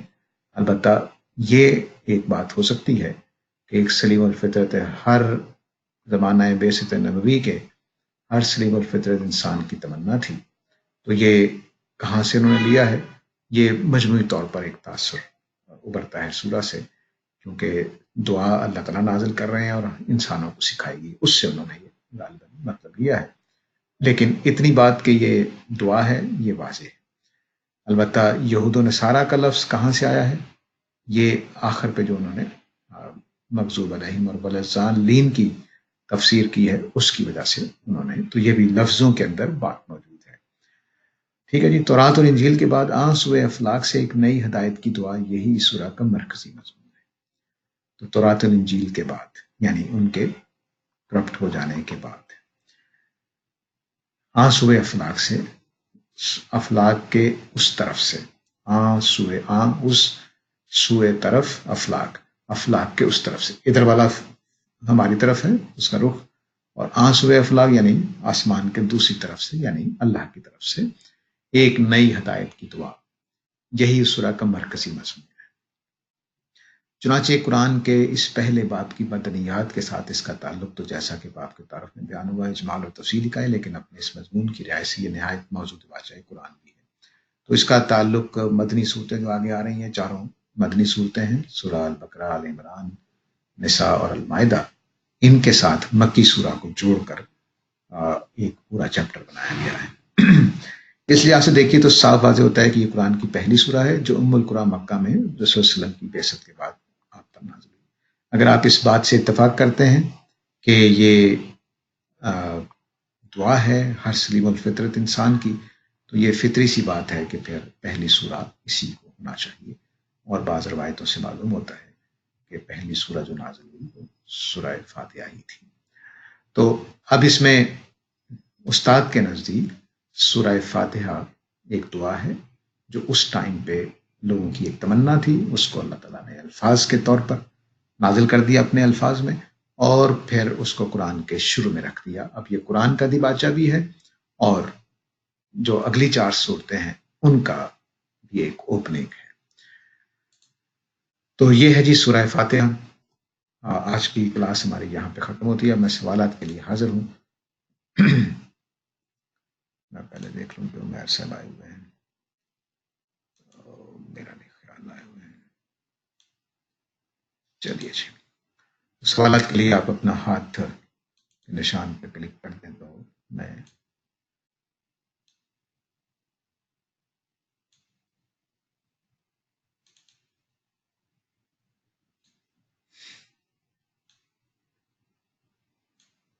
جی. طلعت وحید صاحبہ جی، آپ کا میں نے مائک اوپن کر دیا.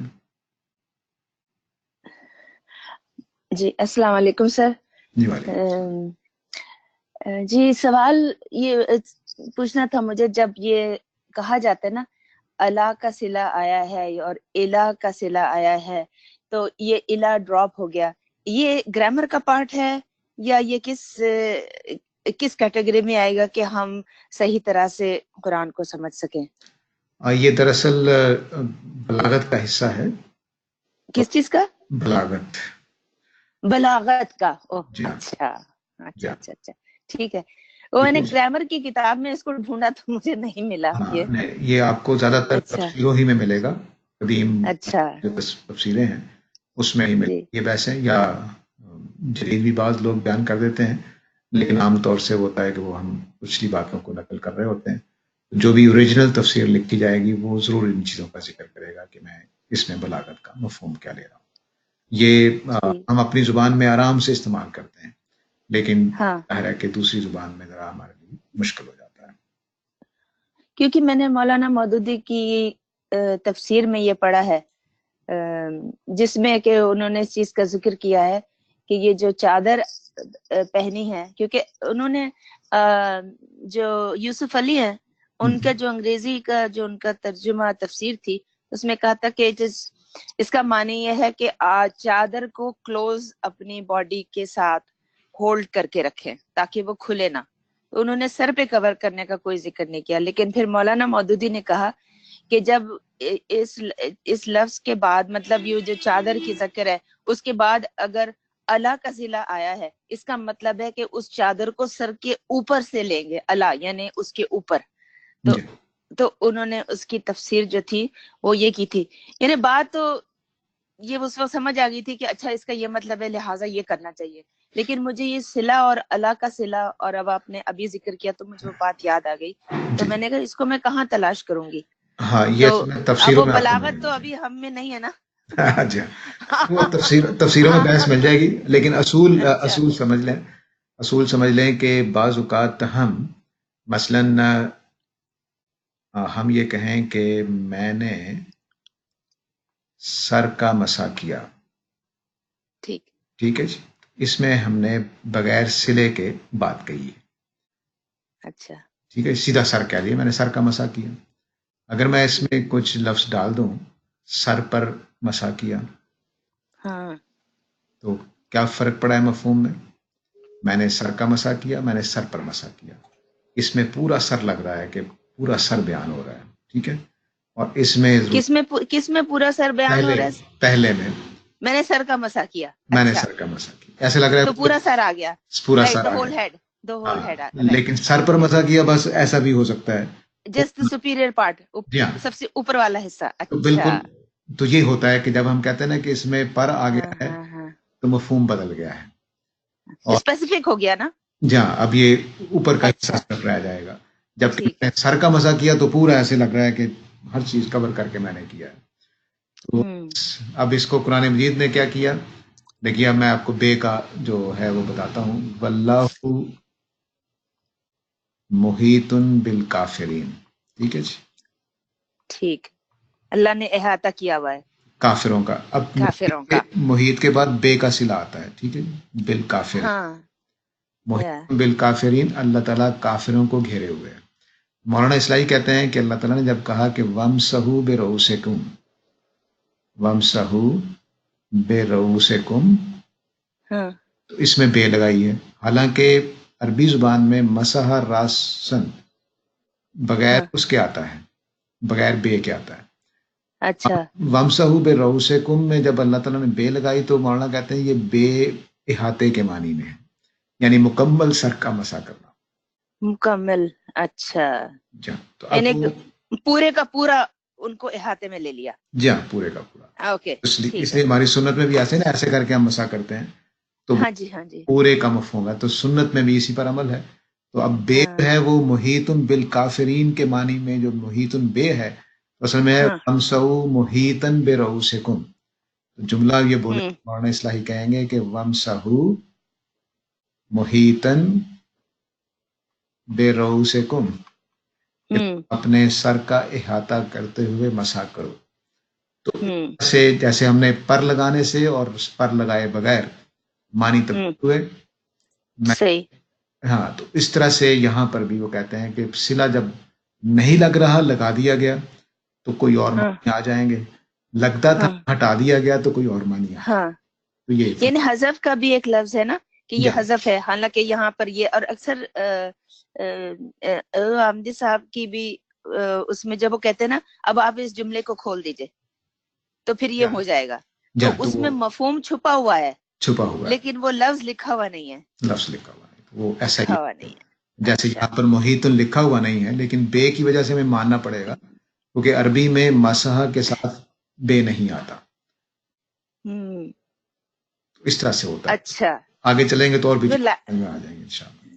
یعنی کہ پھر یہ جو عربی زبان ہے اور اس کا جو اسلوب ہے یہ جاننا بہت ضروری ہے کہ وہ اپنی زبان میں جب اس طرح کہتے تھے تو ہم اس کو ترجمے پہ صرف اس لفظ کا اپنی زبان میں کر کے ہم ریلائی نہیں کر سکتے کہ we are getting everything that we should from Quran. جی بالکل. تو ہم we are missing out on lot of things. تو عربی زبان سیکھنا تو پھر بہت ضروری ہو گیا. جی ہاں، اسی لیے ہمارے جو پرانے لوگ تھے وہ ترجمہ کرنے کے قائل نہیں تھے. وہ کہتے تھے کہ قرآن نہیں کرنا چاہیے کیونکہ یہ تو اس کے معنی ہی خراب کر دیں گے ہم.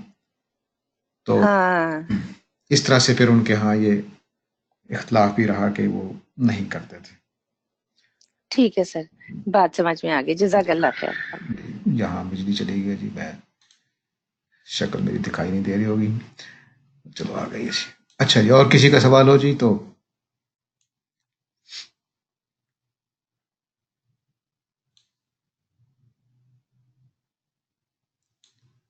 یہ تو لگتا ہے آج خوشخبری ہے، کوئی سوالات نہیں ہیں. اچھا جی آ گئے جی.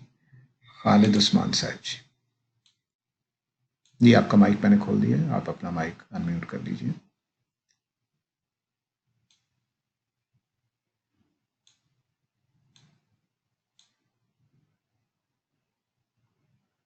جی خالد عثمان صاحب، میری طرف سے آپ انمیوٹیڈ ہیں. اب اپنے مائک کے نشان پہ کلک کریں گے تو انمیوٹ ہو جائے گا. جی ہو گیا. اچھا سر، السلام علیکم سر. جی وعلیکم السلام. سر میں ابھی تھوڑا لیٹ آ گیا تو کلاس لیٹ جوائن کیا تو وہ عربک کا نہیں ہے نا، کچھ اور چل رہا ہے تو میں تھوڑا سا حیران ہوا کہ ہاں وہ اصل میں قرآن مجید کو میں نے وہ جو قرآن پڑھانے والے ٹیچر تھے وہ چونکہ ابھی اویلیبل نہیں ہے کچھ دنوں کے لیے، تو میں نے کہا کہ میں شروع کرتا ہوں، پھر وہ آ کے سنبھال لیں گے اس کو. تو اچھا یہ کہیں وہ ہے کلاس اسی کا تسلسل ہے؟ جی اسی کا تسلسل اسی کا. تو اب ہم اچھا ٹھیک ہے، بس میں نے لیٹ جائے. ہاں نہیں ٹھیک ہے. وہ دو اب لائنیں چل پڑیں گی، ایک قرآن مجید کی کلاس اور ایک عربی کا، جو جیسے ہی میں فارغ ہوتا ہوں تو اس کے دوسرے لیول کی چیزیں وہ بھی ریکارڈ کروانا شروع کر دوں گا تو وہ اب تک پہنچنے لگ جائیں گے. جی سر، اوکے سر، تھینک یو.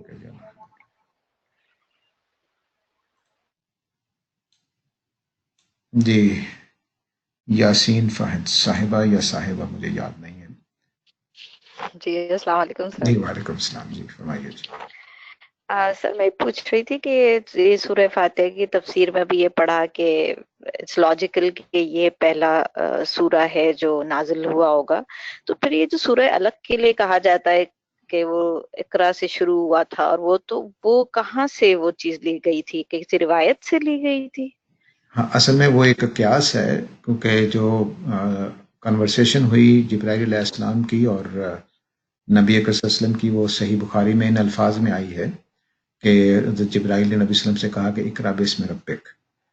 اس کی وجہ سے پھر خیال کر لیا گیا کہ شاید سورہ الگ کی پہلی آیتیں نازل ہوئی تھیں، حالانکہ وہ صرف کنورسیشن بھی ہو سکتی ہے کہ آپ نے اللہ کے نام سے اب یہ کام شروع کرنا ہے یا جو بھی ہے، تو یہ بھی ہو سکتا ہے.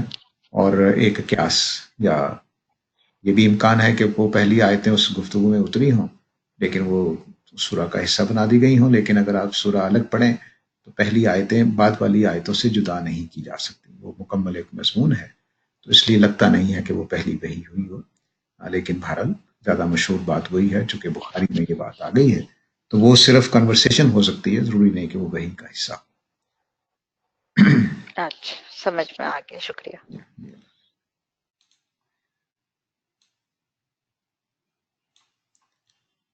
اور کوئی پہلو تو نہیں تھا آپ کے سوال کا؟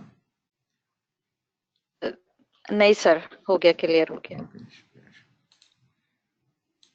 جی اور کسی کے ذہن میں کوئی بات ہو؟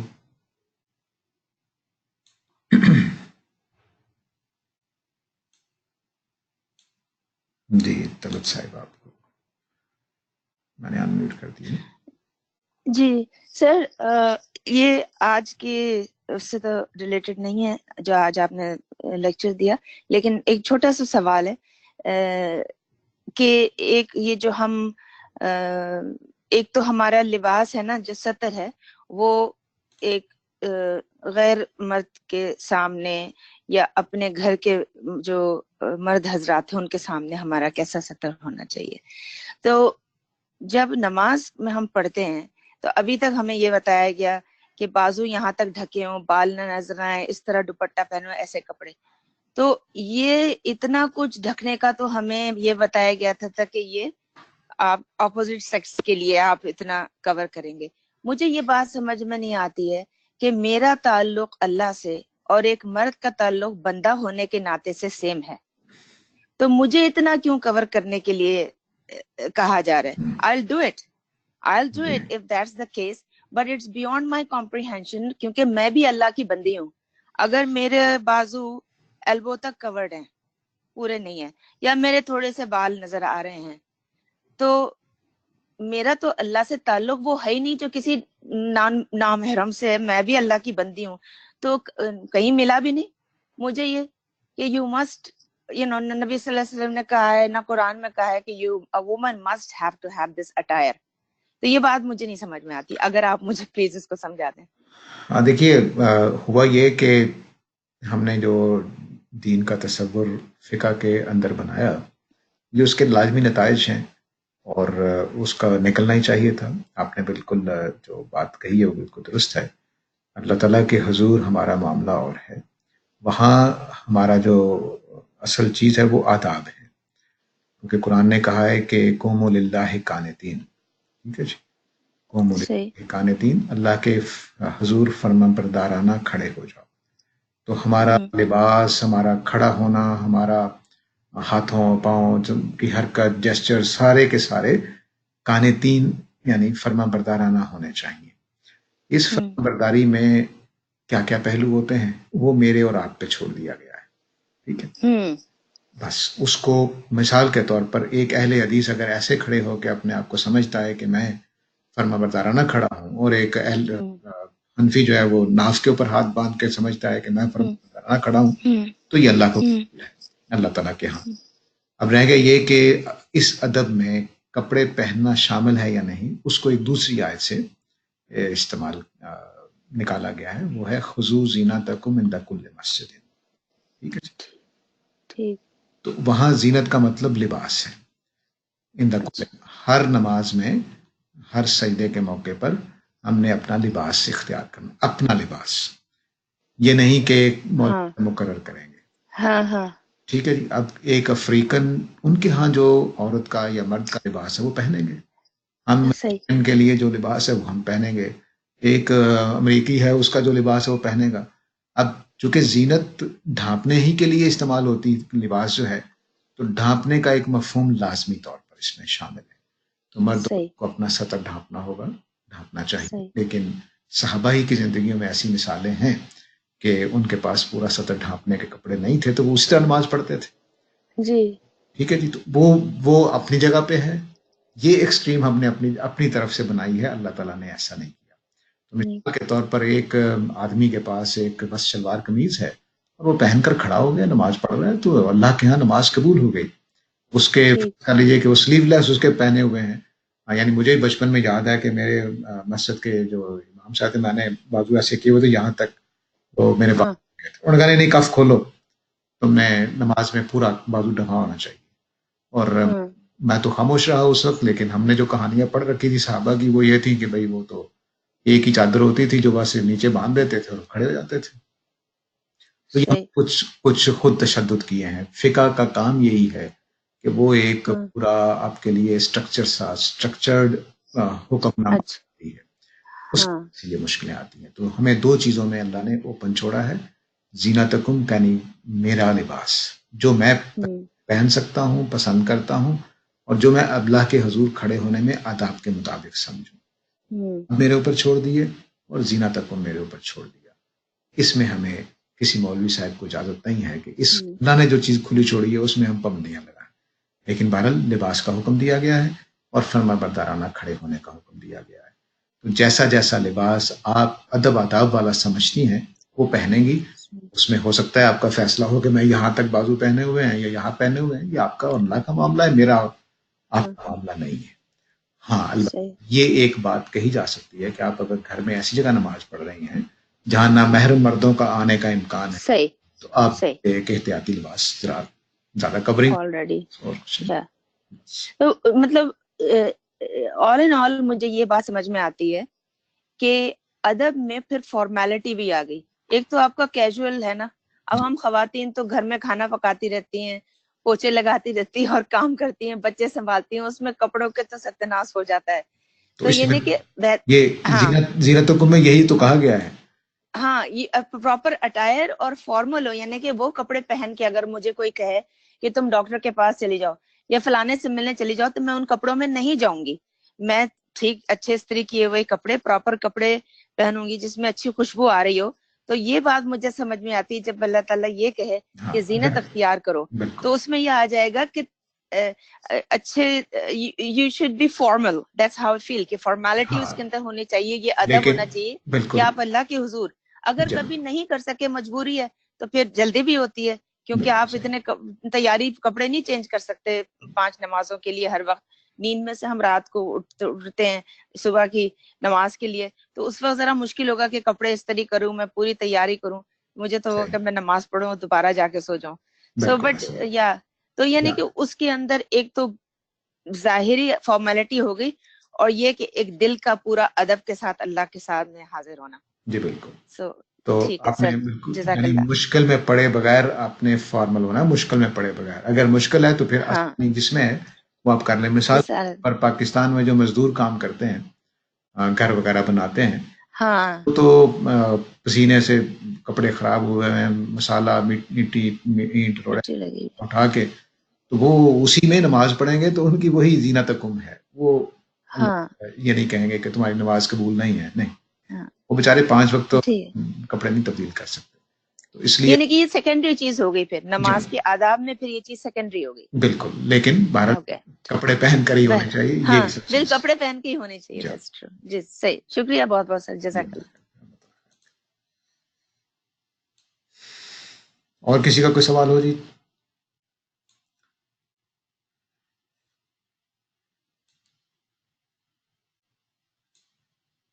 تو چلیے جی، میرا خیال ہے اب اس وقت کوئی ہاتھ نظر تو نہیں. اچھا یاسین فاط صاحبہ جی.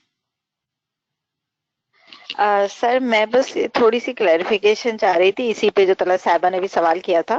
تو یہ جو روایت ہے کہ عورتوں کے لیے حضور صلی اللہ علیہ وسلم نے کہا کہ اگر آپ سر ڈھانپ کے نماز نہیں پڑھیں گے تو وہ نماز قبول نہیں ہوگی، تو پھر یہ کہاں پہ فٹ ہوگا؟ مطلب یہ کس زاویے سے ہم اس کو لیں گے؟ جی بالکل. اصل میں وہ آداب دیکھیے پرانے زمانے کی تہذیب کیا تھی. اگر آپ اس کو سمجھنا چاہیں تو ہمارے ہاں ایک ناول تھا توبۃ النصوح، ڈپٹی نذیر احمد کا. جی ڈپٹی نذیر جی احمد کا وہ کریکٹر جو ہے وہ اپنی ٹوپی کسی کی مدد کے لیے دے آتا ہے، تو ٹوپی کے بغیر اپنے والد صاحب کے سامنے نہیں جا سکتا. تو اگر ادب یہ ہو کہ میں نے ہیٹ پہننا ہے اور میں خدا کے حضور ہیٹ کے بغیر چلا گیا تو میں نے ادب جان بوجھ کر نہیں کیا، تو نماز کیسے قبول ہوگی؟ تو اچھا اگر آپ ان آداب کا جو آپ اپنے بڑوں کے سامنے جاتے ہوئے، اپنے بزرگوں کے سامنے جاتے ہوئے یا معزز لوگوں کے سامنے جاتے ہوئے خدا کے حضور اختیار نہیں کرتے جانتے بوجھتے ہوئے، تو پھر وہ نماز قبول نہیں ہوگی. مجبوری ہے، یا آپ سمجھتے ہیں کہ یہ بھی ایک ادب ہے وہ بھی ایک ادب ہے، تو بالکل درست نماز ہو جائے گی. تو خدا کے دربار میں جانا یہ کوئی چھوٹی چیز نہیں ہے. ہم اس کو ہلکی پھلکی صحیح. چیز سمجھتے ہیں. تو یہ اس کو نبی صلی اللہ علیہ وسلم نے کہا کہ تم نامحرم مردوں یا معزز لوگوں کے سامنے دوپٹے کے بغیر نہیں جاتی تو خدا کے حضور کیسے جاؤ گی؟ یہ اس طرح کی بات ہے.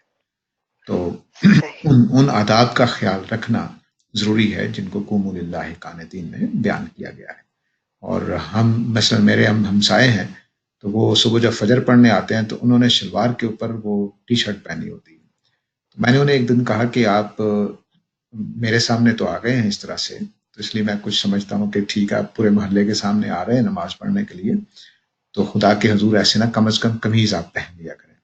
وہ ناراض ہو گئے، لیکن میں نے اپنا احساس بیان کیا تھا، انہوں نے اپنا احساس بیان کرنے کا نہیں، میں ایسے ہی اللہ تعالیٰ کے حضور، اللہ تعالیٰ تو ہر حالت میں مجھے دیکھا ہوا ہے، تو ٹھیک ہے میں اس کے دربار میں ہر حالت میں آ سکتا ہوں. میں نے کہا ٹھیک ہے.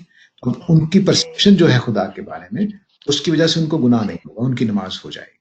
کیونکہ وہ خدا کے بارے میں ان اچھا کی پرسیپشن ہی اور ہے، اور ادب آداب ہاں ہاں دوسری طرح کے خدا کے سامنے، یعنی وہ کہتے ہیں کہ میں بے تکلف خدا کے سامنے آنا چاہتا ہوں، تو ٹھیک ہے، اب یہ ان کے ادب آداب ہے، تو یہ فرق پڑے گا۔ اچھا ہاں وہ میں اصل میں بس یہ آپ صحیح کہہ رہے ہیں کیونکہ ایک انٹرنل چیز ہی ہوتی ہے، جیسے ابھی طلعت صاحبہ کہہ رہی تھی کہ صبح فجر کے وقت بس یہ ہوتا ہے کہ نماز پڑھ لیں اور سو جائیں، جی تو وہ میں بھی اکثر اسی اس میں رہتی تھی کہ بھئی یہ بڑا مشکل ہے فجر کے وقت کپڑے بدل نہ ہو، نماز کے لیے بدلتی تھی پہلے، پھر میں نے اس کا ایک حل نکالا کہ میں وہ عبایا لائی تھی سعودی عرب سے، تو میں وہ عبایا پہن لیتی ہوں، اس سے پورا طریقے سے کورڈ ہو جاتا ہے، اسکارف لگایا سر پہ اور اس کے بعد نماز پڑھ لی، ہاں، تو یہ آپ تو کی پھر تسلی بھی ہو جاتی ہے دل ہاں کی۔ بس اس پر قائم رہے، یہ تسلی کی بات آپ کرتی ہیں، اصل چیز تسلی ہے۔ شریعت جب آ جاتی ہے تو وہاں تسلی نہیں ہوتی، وہاں شریعت کی پیروی کرنا ہوتی ہے، اور جہاں شریعت نہیں ہوتی اچھا وہاں پہ ہمیں انٹرنل اپنے جو جذبات ہیں اس کے لحاظ سے چلنا ہوگا۔ یعنی میں نے خود اپنے والد ہاں کو صحیح دیکھا ہے، والد صاحب کو دیکھا، ان زمانے میں اے سی اتنے نہیں ہوتے تھے، تو وہ بنیان میں نماز پڑھتے، میں نے ظہر اور عصر کی ان کو دیکھا ہے کہ گرمیوں میں وہ شرٹ اتار دیتے تھے گرمی کی وجہ سے، اور میں نے اپنے ایک استاد کو دیکھا ہے کہ وہ بنیان وغیرہ سب اتار دیتے تھے لیکن مل مل کے کرتے میں نماز پڑھتے تھے۔ تو اب یہ اپنے اپنے آداب ہیں، اس میں انشاءاللہ اللہ تعالیٰ کے ہاں قبول ہوگا۔ تو اس میں جو چیزیں شریعت میں ہیں وہ آپ کی وضو ہے، طہارت ہے، آپ نے قبلہ رو ہونا ہے، آپ نے زینت اختیار کرنی ہے، جو بھی آپ کے لباس آپ کے پاس میسر ہے، اور ادب آداب سے کھڑے ہونا ہے، یہ شریعت ہے، اس کی کبھی خلاف ورزی نہیں ہونی چاہیے۔ باقی اندر کی جتنی چیزیں ہیں وہ تبدیل بھی ہو سکتی ہیں۔ مثلا میں نے عربوں کو دیکھا ہے کہ وہ قرآن مجید سرانے رکھ کر اوپر سر رکھ کر سو جائیں گے، ہم تو نہیں سوئیں گے۔ تو ہم جب قرآن کو ایسے رکھیں گے تو ہمیں گناہ ہوگا، وہ جب ایسے رکھ رہے ہیں ان کو گناہ نہیں ہوگا، کیونکہ ان کے ہاں ادب کا یہ طریقہ ہی نہیں۔ اچھا اچھا صحیح صحیح سمجھ، بہت اچھی طرح سمجھ میں آگی بات۔ ہاں یہ جو قرآن والی بات آپ نے کی اکثر پریشان کرتی تھی، کیونکہ جب سعودی عرب جاؤ تو بڑے ڈفرینٹ طریقے سے وہاں نظر آتا ہے، جو اس طرح وہ لوگ قرآن کو ہینڈل کرتے ہیں، اور ہمارے وہاں اس کو بالکل ڈفرینٹ طریقے سے ہینڈل کیا جاتا ہے، اس تو کو وہ قرآن مجید بالکل نے صحیح بیان بات۔ کیا ہے کہ تختانون انفسکم، اپنے ضمیر کو دھوکہ نہیں دینا، تو جو ضمیر کہہ رہا ہے اس کے مطابق چلتے رہیں، شریعت اور ضمیر، اچھا بس یہ ہے صحیح اصل میں خدا کے ہاں کامیاب ہونے کا راستہ۔ صحیح، بہت شکریہ ساجد سر، جی تھینک یو سو مچ۔ اور کسی کا کوئی سوال ہو جیسے دانش فضل صاحب؟ جناب دانش صاحب۔ السلام علیکم۔ جی وعلیکم السلام۔ میرا کوشچن یہ کہ ایک میزان میں غامدی صاحب نے لکھا ہے کہ عربک کو اس کی صحیح اپریسیشن کے ساتھ مطلب پڑھنا چاہیے، تو جی میرا سوال یہ ہے کہ یہ صحیح اپریسیشن سے کیا مراد ہے، اور یہ ہم کیسے مطلب حاصل کریں گے، یا کہاں پہ مطلب کیسے ہوتا ہے؟ جی ہاں، جیسے آپ پنجاب سے ہیں کہ سندھ وغیرہ سے ہیں؟ اردو اسپیکنگ ہے یا پنجابی اسپیکنگ؟ میں لکھنؤ سے ہوں سر، انڈیا۔ اچھا ماشاء اللہ جی۔ تو اب جو اردو میں جس طرح سے آپ کی اپریسیشن ہوتی ہے محاوروں کی اور اس طرح کی، بس ویسی ہی اپریسیشن عربی میں جب آ جائے گی تو آپ قرآن سے صحیح لطف اٹھا سکتے ہیں، اس کی صحیح معنی تک پہنچ سکتے ہیں۔ تو یہ جو کیفیت آپ کی اردو میں، آپ غالب کو پڑھیں، میر کو پڑھیں یا اقبال کو پڑھیں، تو ایک آپ کے اوپر ایک تاثیر طاری ہوتی ہے لفظوں کے بولنے سے، حالانکہ وہ لفظ ہوتے ہیں، وہ تاثیر قرآن پیدا کرتا ہے، لیکن وہ منتقل جب ہوتی ہے جب ہمیں اچھی عربی آتی ہو، یعنی اسی طرح جس طرح اہل زبان اپنی زبان کو سمجھتے ہیں کہ تھوڑی سی تبدیلی بھی آپ کو لطف دے جاتی ہے، لطیفے ہم بعض اوقات صرف زبان کے ہیر پھیر سے بنا لیتے ہیں، تو یہ جو زبان کا یہ اپریسیشن ہے، یہ وہ کہتے ہیں کہ اس لیول کی ہو کہ جب قرآن ایک حرف تبدیل کرے تو پتہ چل جائے کہ اس میں کیا معنی پیدا کر دی ہے۔ تو یہ اپریسیشن کیسے حاصل ہوگی؟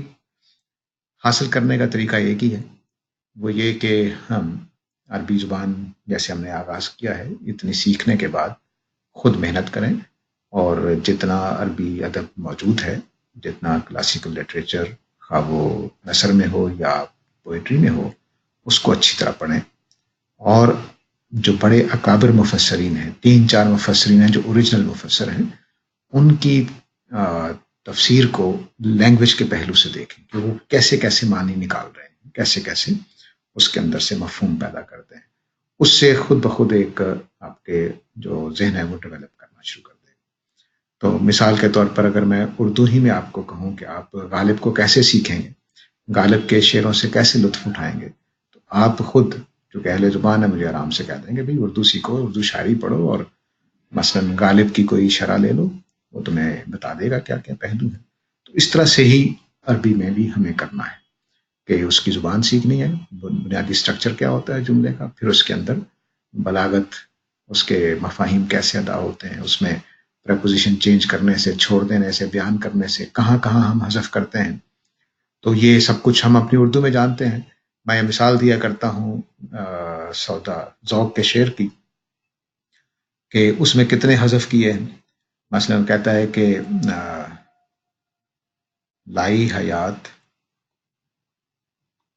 آئے قضا لے چلی چلے، اپنی خوشی سے آئے نہ اپنی خوشی چلے۔ اب مجھے بتائیے کہ اس شعر کو سمجھنے میں آپ کو کیا مشکل آتی ہے؟ کچھ بھی نہیں۔ لائی حیات بتایا نہیں کس کو لائی، یعنی ہمیں لائی، تو ہمیں بولا ہی نہیں گیا۔ ہمیں حیات لائی، کون آئے؟ ہم آئے، ہم نہیں بولا گیا۔ قضا لے چلی، مقدا موت لے چلی کس کو؟ ہمیں، چلے یعنی ہم چل پڑے، ٹھیک ہے۔ ہمیں حیات لائی، ہم آئے، قضا ہمیں لے چلی تو ہم چلے، اور پھر جب وغیرہ بیچ میں نہیں موجود ہے، یعنی جب ہمیں حیات لائی ہم آ گئے، جب موت لے چلی تو چل پڑے۔ ہم اپنی خوشی سے آئے نہ ہم اپنی خوشی چلے۔ تو اتنا کچھ اس میں حذف ہے، لیکن ہمارے لیے رواں شعر ہے، کوئی مسئلہ نہیں، کبھی خیال بھی نہیں ہوتا کہ اس میں اتنا کچھ اس نے چھوڑ دیا ہے شاعر نے۔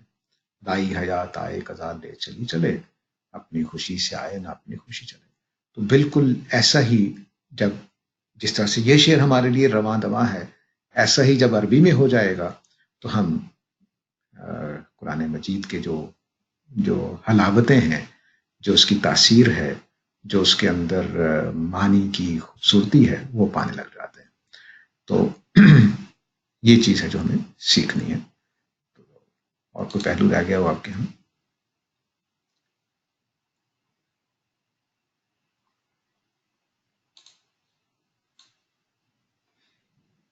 اور کسی کا کوئی پہلو سوال کو رہتا ہو؟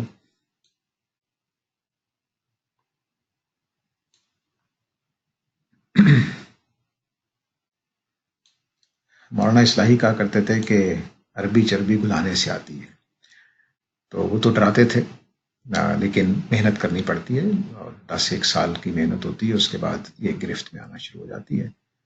تو میں جو یہ پروگرام آپ کے ساتھ لے کے چل رہا ہوں، یہ ٹیچر ٹریننگ کے نام سے ہے۔ اس کے بعد انشاءاللہ پھر آگے میں بھی سوچ رہا ہوں کہ اچھے سمجھدار لوگ بھی تیار کیے جائیں جو عربی میں اور اس میں دین کے اندر اجتہادی بصیرت بھی پیدا کریں اپنے اندر، وہ لوگ بھی تیار ہوں۔ تو وہ اسی ٹیم سے ظاہرہ نکلیں گے جو اب تیار ہو رہی ہے، تو اس میں لیکن محنت اور لگن کی ضرورت ہوگی۔ ہم تو اپنے جو بھی اساتذہ کے ساتھ جڑیں گے وہ تو اپنی طرف سے جو کر سکتے ہیں وہ کرتے رہیں گے۔ ظاہر ہے کہ ہم جیسے نالائق لوگ نالائق ہی شاگرد تیار کرتے ہیں، لیکن یہ دنیا میں ہوا ہے کہ نالائق اساتذہ سے بڑے بڑے لائق لوگ بھی پیدا ہو جاتے ہیں۔ تو اسی امید پر ہم کوشش کریں گے کہ آپ کے ساتھ یہ تعلق بنا رہے جو آگے بڑھنا چاہتے ہیں، کیونکہ دین کے طرف آنے والوں کی تعداد بہت تھوڑی ہے، اور خاص طور سے ذہین اور سمجھدار لوگوں کی۔ جو ذہین اور نہیں ہے وہ پھر ان کے پاس ہمارے پاکستان میں کم از کم یہی لائن رہ جاتی زندگی گزارنے کی کہ وہ ایم اے اسلامیات کیا اور بس۔ لیکن اس میدان میں سب سے زیادہ ذہین لوگوں کی ضرورت ہے جو ہر پہلو سے ذہانت رکھتے ہوں۔ تو ظاہر ہے کہ ایک انسان کے اندر ہر پہلو کی ذہانت نہیں ہوتی، تو ہم اپنی ٹیم میں سے کچھ لینگویج کے ماہرین پیدا کر لیں، کچھ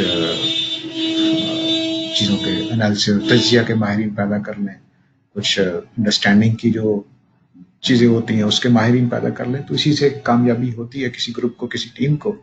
تو ہم جو اہل مذہب ہیں ان کو بہت ضرورت ہے کہ عقلی، لسانی، تفسیر کرنے والے، اجتہاد کرنے والے، اس طرح کی مختلف صلاحیتوں کے لوگ سامنے آئیں۔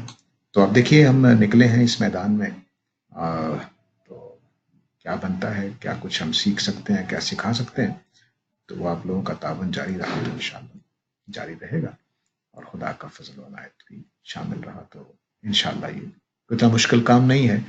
ہم نے جب شروع کیا تھا تو ایسے لگتا تھا جیسے پہاڑ ہے استاد سے, اور پھر ان کی بہت زیادہ محنت اور اپنی حقیر سی کوشش کے بعد کچھ نہ کچھ سیکھ گئے ہیں. ایسے ہی سب کے ساتھ ہوتا ہے. تو آپ آگے بڑھیں, جتنے لوگ بھی سیکھنا چاہتے ہیں تو انشاءاللہ ہم سکھانے کے لیے اب تیار ہیں. پہلے تو حالات کچھ اور طرح تھے, اب دور دور کے لوگوں تک پڑھایا جا سکتا ہے, جیسے ہماری یہ کلاس کامیابی سے چل رہی ہے. وگرنہ پاکستان میں تو اب ہمارے لیے کسی کو اکٹھا کرنا ناممکن ہو گیا ہے, کیونکہ وہ تھریٹس بھی موجود ہیں ہمارے لیے, اور کچھ وسائل اور اس طرح کی چیزیں. کبھی مسئلہ ہے کہ اتنے وسائل نہیں ہیں کہ ہم المرد کو پاکستان میں اچھی طرح سے چلا سکیں. تو یہ آسان بھی ہے, اس میں کلاسز ریکارڈ بھی ہو جاتی ہیں, دور دور سے لوگ بیٹھے ہوئے ہیں اپنے گھروں میں بیٹھ کے پڑھ رہے ہیں. تو آگے بڑھیے انشاءاللہ. میں نے یہ کلاس اناؤنس کی تھی اسی لیے کہ جو المرد کا ایجوکیشن کا ڈپارٹمنٹ ہے اس کے ساتھ شوق رکھنے والے اور صلاحیت رکھنے والے لوگ جڑیں, تو ہم ایک ٹیم کے طور پر آگے اہل علم کی ایک ٹیم تیار کریں, اور جو دین کی خدمت کا کام ہے وہ ہوتا رہے. تو اس میں اصل میں سمجھدار اور بڑے ہی ذہین لوگوں کی ضرورت ہے. تو آپ لوگ آگے بڑھیں, انشاءاللہ اللہ تعالیٰ خیر کرے گا. جو ہماری توفیق اللہ نے دی اس کے مطابق ہم بھی اپنا حصہ ادا کرتے رہیں گے. تو میرا خیال ہے کہ اب سوالات کوئی نہیں ہیں, تو اجازت چاہتا ہوں, میری نماز بھی ٹائم نکلنے والا نہ ہو جائے کہیں. تو سب کو خدا حافظ جی. تو اگلے منڈے تک کے لیے اجازت. خدا حافظ.